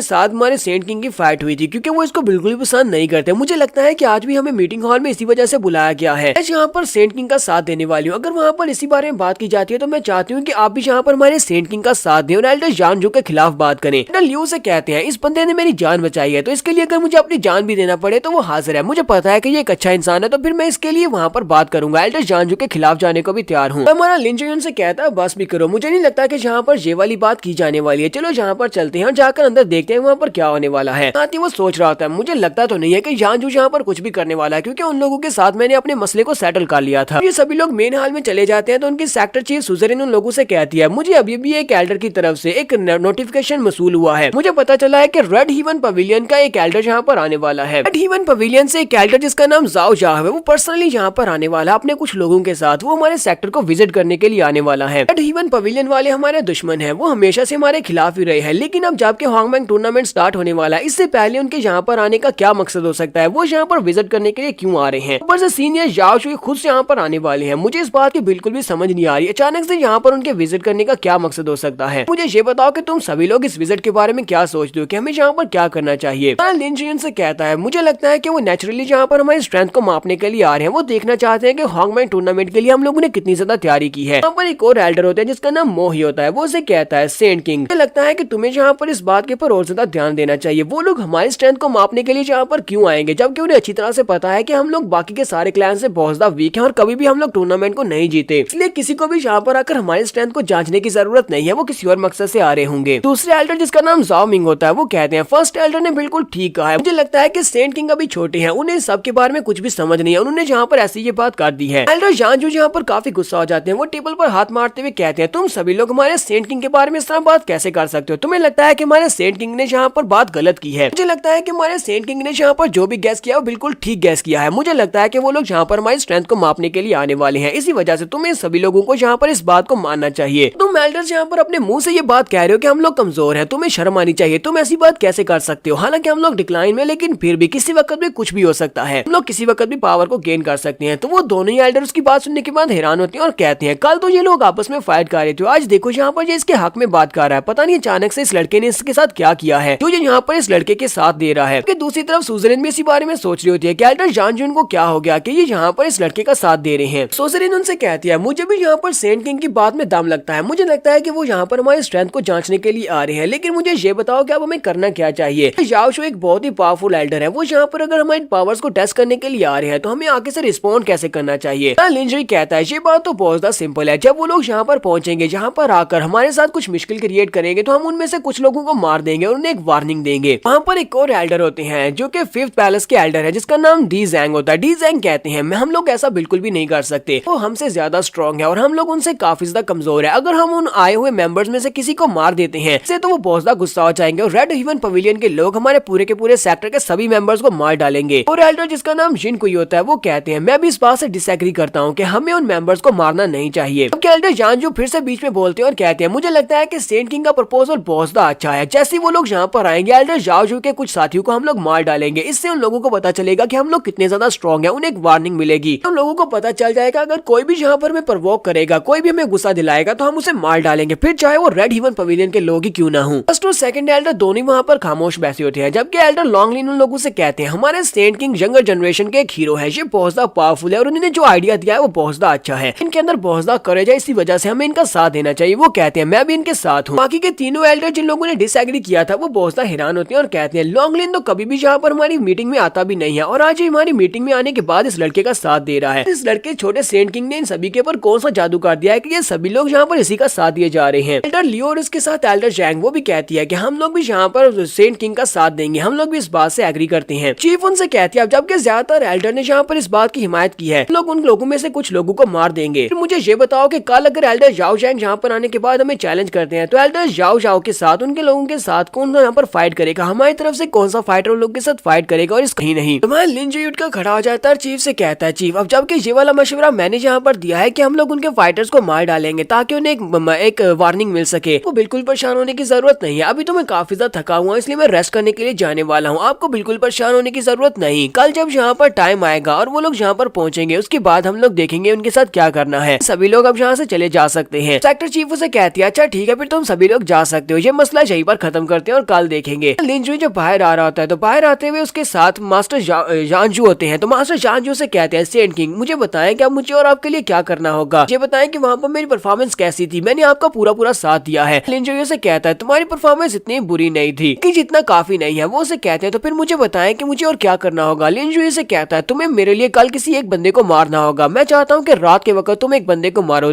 अगर तुम एक पंच में उसे मार सकते हो तो ज्यादा बेहतर रहेगा कि अगर तुम उसे एक पंच में नहीं मार पाए तो वो तुम्हें मार डालेगा। उसे कहते हैं मुझे किसे मारना है तो लिन उसे कहता है मेरे साथ आओ, मैं तुम्हें बताता हूँ कि तुम्हें उसे किस तरह मारना है और तुम उसे किस तरह मार सकते हो क्योंकि वो बहुत ज्यादा स्ट्रॉन्ग बंदा है। तो मास्टर जानजू से कहते हैं हाँ ठीक है मुझे बताएं। तुम्हारा लिन उसके कान में उसे सारी बात बता देता है कि तुम्हें इस बंदे को मारना है और इस तरह मारना है क्योंकि उसको तुम आसानी से मार नहीं पाओगे। तो वो मास्टर भी उसकी बात सुनने के बाद काफी हैरान होते हैं, फिर साथ उसे कहते हैं ठीक है मैं बिल्कुल ऐसा ही करूंगा जैसा आपने बताया। तो लिन उसे कहता है जैसा मैंने बताया बिल्कुल वैसा ही करना, अगर तुम ऐसा नहीं करोगे तो तुम सेफ नहीं रह पाओगे। उसे कहते हैं ठीक है जैसा कि आपने मुझे कमांड दी है मैं बिल्कुल वैसा ही करूंगा। मास्टर जानजू के वहां से जाने के बाद मास्टर लियू आगे बढ़ते हैं। मास्टर लियू से कहते हैं सेंट किंग प्लीज मेरी बात सुने, जब ये आपसे बात करनी है। तो लिन उसे कहता है एल्डर लियू अब आपको मुझसे क्या बात करनी है। मास्टर लियू से कहते हैं आपका बहुत बहुत शुक्रिया जो आपने मेरी जान बचा ली और मैंने ये सारी की सारी बात पहले अपने सेक्टर चीफ को बता दिया कि हिडन क्लैन वालों ने हमें धोखा दिया है, मेरी जान बचाकर मेरे पर एक बहुत बड़ा एहसान कर दिया है, तो मैं फ्यूचर में आपकी जान बचाने के लिए कुछ भी कर सकता हूँ। किंग आप मुझे बताएं कि मैं आपके लिए क्या कर सकता हूँ। तुम्हारा लिन उसे कहता है बताना कि बहुत ही जल्दी हांगमेंग टूर्नामेंट स्टार्ट होने वाला है और मुझे इस टूर्नामेंट में तुम्हारी मदद की जरूरत है, चाहता हूँ कि इस टूर्नामेंट में तुम मेरी मदद करो। तो ये बताओ कि तुम्हारी इंजरीज कैसी हैं। तो मास्टर लियू से कहते हैं मेरी इंजरीज ठीक है, ये कोई बड़ी मेजर प्रॉब्लम नहीं है, कुछ ही दिनों में ये ठीक हो जाएंगे, टूर्नामेंट पहले से ये बिल्कुल ठीक हो जाएंगी, यानी कि टूर्नामेंट स्टार्ट होने से पहले ठीक हो जाएंगी। लेकिन अफसोस की बात तो यह है कि मेरे पास जो एक 5th ग्रेड का स्पीयर था वो तो टूट चुका है क्योंकि मैं एक स्पीयर वेपन को यूज करता हूँ, तो मेरे पास अच्छा वेपन नहीं होगा तो मैं आपकी ज्यादा मदद नहीं कर पाऊंगा। तो लिन जो से कहता है एल्डर लियू आपको बिल्कुल परेशान होने की जरूरत नहीं है क्योंकि बहुत ही जल्दी मैं आपको 9th ग्रेड का स्पीयर वेपन देने वाला हूँ। ये बात सुनते ही एल्डर लियू बहुत ज्यादा हैरान होते हैं और कहते हैं सेंट किंग क्या वाकई में यहाँ पर सच कह रहे हैं, क्या आप मुझे एक 9th ग्रेड का स्पीयर वेपन देने वाले हैं। आदि अंदर से सोच रहे होते हैं हमारे सेक्टर चीफ सुजैन किंग जी और इसके साथ साथ मास्टर जानजू सिर्फ उन दोनों के पास एक 9th ग्रेड का वेपन है, मेरे पास भी एक 9th ग्रेड का वेपन आ जाए तो मैं भी बहुत ज्यादा पावरफुल हो जाऊंगा। लिन उसे कहता है एल्डर लियू मैं चाहता हूँ कि जाकर आप अपनी इंजरीज को देखें, जब आपकी इंजरीज ठीक हो जाएंगे और जब टाइम आ जाएगा तब मैं आपको आपका वेपन दे दूंगा, आपका वेपन आपके हाथ में होगा और उस वक्त मैं चाहता हूँ कि आप वहाँ पर उस वेपन को यूज करते हुए मेरी मदद करें। मास्टर लियू से कहते हैं आपने मेरी जान बचाई और ऊपर से अब आप मुझे एक 9th ग्रेड का वेपन भी देने वाले हैं, अगर जैसा वाकई में हो जाता है तो मैं सारी जिंदगी आपके एहसान के तले दबा रहूंगा और हमेशा आपकी मदद करूंगा जहाँ पर भी आपको मेरी जरूरत होगी। तुम्हारा लिन कहता है तो आज रात के तो मैं बहुत ज्यादा अच्छा शो देखने वाला हूँ, तो आज रात की मुझे इंतजार है। तो रात के वक्त हमारा लिन फिर से क्लियर पॉइंट के अंदर जाता है, सुजरिन पहले से मौजूद होती है, वो अपने कपड़े उतार कर उसके सामने खड़ी होती है। तो हमारा शुंजी वहाँ पर आता है और अपनी पावर्स को इम्ब्यूट करने के बाद उसको जब अपने प्रोसीजर को कंप्लीट कर लेता है, प्रोसीजर को कंप्लीट करने के बाद हमारा लिन चीफ से कहता है मुझे लगता है कि तुम इस बारे में जानना चाहते हो कि आज मास्टर जानजू मेरे साथ इतनी अच्छे से बिहेव क्यों कर रहे थे। तुम ये जानना चाहती हो कि पहले तो वो मेरे दुश्मन थे, मुझे मारना चाहते थे, लेकिन आज वो मुझे फुली सपोर्ट क्यों कर रहे थे। तो सेक्टर चीफ उसे कहती है मुझे इस बारे में सोच कर शक करने की क्या जरूरत है, अब जबकि ये सेक्टर तुम्हारा है और जहाँ के सभी लोग भी तुम्हारे हैं, तुम इसके सेंट किंग हो तो सभी लोगों को तुम्हारा साथ तो देना पड़ेगा और एल्डर जानजू को भी तुम्हारा साथ देना पड़ेगा। लिन उसे कहता है क्या तुम्हें वाकई में लगता है कि यहाँ पर जितने भी लोग हैं वो सारे के सारे मेरे लोग हैं। सेक्टर चीफ उसकी बात सुनने के बाद उसे कहती है क्या क्या वाकई में ऐसा नहीं है, और साथ ही वो शर्मा भी रही होती है। तुम्हारा लिन उसे कहता है मुझे पता है कि अभी भी तुम्हारे जहन में भी मेरे बारे में बहुत सारे सवाल होंगे, तुम मेरे बारे में बहुत ज्यादा शक लेकर बैठी होगी, लेकिन मैं मेरा यकीन करो कि मैं यहाँ पर सिर्फ और सिर्फ तुम्हारी मदद करना चाहता हूँ। तो मिस सोजरेन भी यहाँ पर यही सोच रही होती है कि इस लड़के को देख पाना, इसको जान पाना पॉसिबल नहीं है। मैं नहीं जान सकती कि इसके दिमाग में इस वक्त क्या चल रहा है, लेकिन मुझे लगता है कि फिलहाल के लिए हम इसी के ऊपर रिलाई कर सकते हैं, अपने सेक्टर को दोबारा दोबारा राइज करवाने के लिए। माना लिन वहीं पर बैठ जाता है और उसे कहता है चलो जल्दी से मेरे पास आ जाओ, मैं तुम्हें एक बहुत ही अच्छा सीक्रेट बताने वाला हूँ। वो उसके पास आती है तो माना लिन उसके कान के पास आकर कहता है क्या तुम्हें पता है कि मास्टर जानजू को डीमन सी लैंड से भेजा गया है, वो यहाँ पर एक सीक्रेट स्पाई की तरह काम कर रहे हैं और पिछले 30 साल से यहीं पर हैं। तो वही नहीं बल्कि यहाँ पर एक और डीमन सी लैंड से आया हुआ एक एनिमी भी है। चलो अब मैं तुम्हें यहाँ पर एक बहुत ही अच्छा शो दिखाता हूँ, यहीं पास ही वो लोग आपस में फाइट करने वाले हैं, क्या तुम मेरे साथ चलना चाहोगी? सेक्टर चीफ उसे कहती है अच्छा ठीक है फिर रुको मुझे कपड़े पहन लेने दो, मैं भी तुम्हारे साथ चलती हूँ। तो ये दोनों ही कपड़े पहनने के बाद आगे की तरफ चल पड़ती है। लिन उसे कहता है बस थोड़ी दूर हमें आगे बढ़ना होगा और जहाँ पर वो लोग आपस में फाइट कर रहे होंगे। इसी वक्त उन्हें सामने से आवाज आती है। लिन कहता है लो हम लोग पहुंच गए। वो वहीं पर एक पत्थर के पीछे छुप जाते हैं। जो सामने की तरफ दिखाते हैं जानजू एक एल्डर को पीट रही होती है। वो फोर्थ पैलेस का एल्डर होता है जिसका नाम लिन कुई होता है। उसके मुंह पर एक जबरदस्त पंच मारते हैं जिससे लिन कुई वहीं पर नीचे गिर जाता है। उसके मुंह से ब्लड भी निकल रहा होता है। मास्टर जानजू का पंच काफी ज्यादा पावरफुल होता है लेकिन एक पंच के साथ वो उसको मार नहीं पाते। वो चिल्लाकर उसे कहता है बेवकूफ कहेंगे, कहीं तुम पागल तो नहीं होगे, बेवकूफ तुम मेरे पर अटैक क्यों कर रहे हो? मास्टर जानजू से कहते हैं तुम्हें यहाँ पर अपने ऊपर सारा ब्लेम डालना चाहिए क्योंकि तुमने यहाँ पर किसी ऐसे को ऑफेंड किया है जिसे ऑफेंड नहीं किया जा सकता। तुम यहाँ पर मरने वाले हो क्योंकि तुमने उसे बहुत ज्यादा गुस्सा दिला दिया है। तो मास्टर लिन कुई उसे कहते हैं जानजू बेवकूफ कहेंगे, क्या तुम्हें जरा भी आइडिया है कि मैं कौन हूँ? मास्टर जानजू से कहते हैं मुझे पता है कि तुम आगे से मुझे क्या कहने वाले हो क्योंकि तुम यही कहोगे कि तुम डीमन सी के भेजे हुए एक एनवॉय हो, तुम वो मैसेंजर हो जैसे डीमन सी वालों ने यहाँ पर भेजा है। लेकिन मुझे तुम्हारी रियल आइडेंटिटी के बारे में पहले से पता है क्योंकि रियल एनवी तो यहाँ पर पहले से आ चुका है, रियल मैसेंजर यहाँ पर पहले से आ चुका है और आज की रात तुम्हारी मौत की रात होने वाली है क्योंकि तुम रियल एनवी नहीं हो बल्कि रियल एनवी तो पहले से यहाँ पर आ चुके हैं और उन्होंने मुझे कहा था कि आज मुझे तुम्हें मारना है। साथ ही वो अपने बैनर को बाहर निकालते हैं जो कि एक 9th लेवल का वेपन होता है। मास्टर जिन को अभी भी चिल्लाकर उसे कह रहे थे बेवकूफ कहेंगे, तुम्हें किसी ने बेवकूफ बनाया है, असली का एनवी मैं हूँ, मैं असली मैसेंजर हूँ जहाँ पर जो तुम्हें मैसेज देने के लिए आया था। लेकिन मास्टर जानजू तो उसकी कोई भी बात सुनने को तैयार नहीं है। वो अपने क्योटिक बैनर को एक्टिवेट करते हैं और कहते हैं आज यहाँ पर इसी क्योटिक बैनर के अंदर तुम्हारे सोल को सक करूंगा और तुम्हें यहीं पर मार डालूंगा। वो अपनी पावर्स को रिलीज कर रहे होते हैं। इसी तरफ से मास्टर जिन को भी अपनी पावर्स को रिलीज करते हैं। तो मास्टर जानजू कहते हैं मेरे लिए जो बहुत ज्यादा मुश्किल है असली के एनवाई के ऑथेंटिसिटी को जान पाना कि असली का एनवाई कौन है जैसे डीमन सी लैंड वालों ने यहाँ पर भेजा है। लेकिन असली के एनवाई के पास वो मेडिसिन थी, जाओ पिल थी जो कि मेरे लिए बहुत ज्यादा जरूरी है। मेरी बॉडी के अंदर जो पॉइजन है वो उसी पिल की मदद से काम किया जा सकता है। वो वाली डिटॉक्सिफिकेशन पिल मुझे सेंट किंग पहले से दे चुके हैं। मतलब यह है कि वो फेक नहीं है बल्कि तुम फेक हो। अपने डीमन बैनर से उसके ऊपर अटैक करने के बाद उसे वहीं पर गिरा देते हैं। वो नीचे गिर जाता है तो मास्टर जानजू को लगता है कि वो मर गया है। सेक्टर चीफ भी ये देखने के बाद काफी हैरान होती है और कुछ पूछने लगती है। हमारा लिन उसे कहता है बस खामोश रहो, अभी कुछ भी मत पूछो, बस चुपचाप देखती रहो। मास्टर लिन कोई फिर से उठकर खड़ा हो जाता है और उसे कहता है बूढ़े कुत्ते कहेंगे, तुम तो यहाँ पर अपने मास्टर को भी नहीं पहचान पा रहे, तुम ये भी नहीं जानते कि तुम्हारा असली का मास्टर कौन है। मतलब यह है कि तुम्हें यहाँ पर जिंदा रखने का कोई भी फायदा नहीं है। अब मैं यहाँ पर तुम्हें मारने वाला हूँ अपने डीमन सी लैंड की तरफ से। वो वहाँ पर अपनी डीमन पावर्स को रिलीज करता है। जैसे वो पावर्स को रिलीज करता है उसके कपड़े फट जाते हैं और साथ ही उसकी बॉडी शॉडी बढ़ जाती है। इसी के साथ ही वो अपनी कल्टीवेशन को बढ़ाना स्टार्ट करता है। उसकी कल्टीवेशन जो कि रीइंकार्नेशन राम है वो बढ़ना स्टार्ट हो जाती है।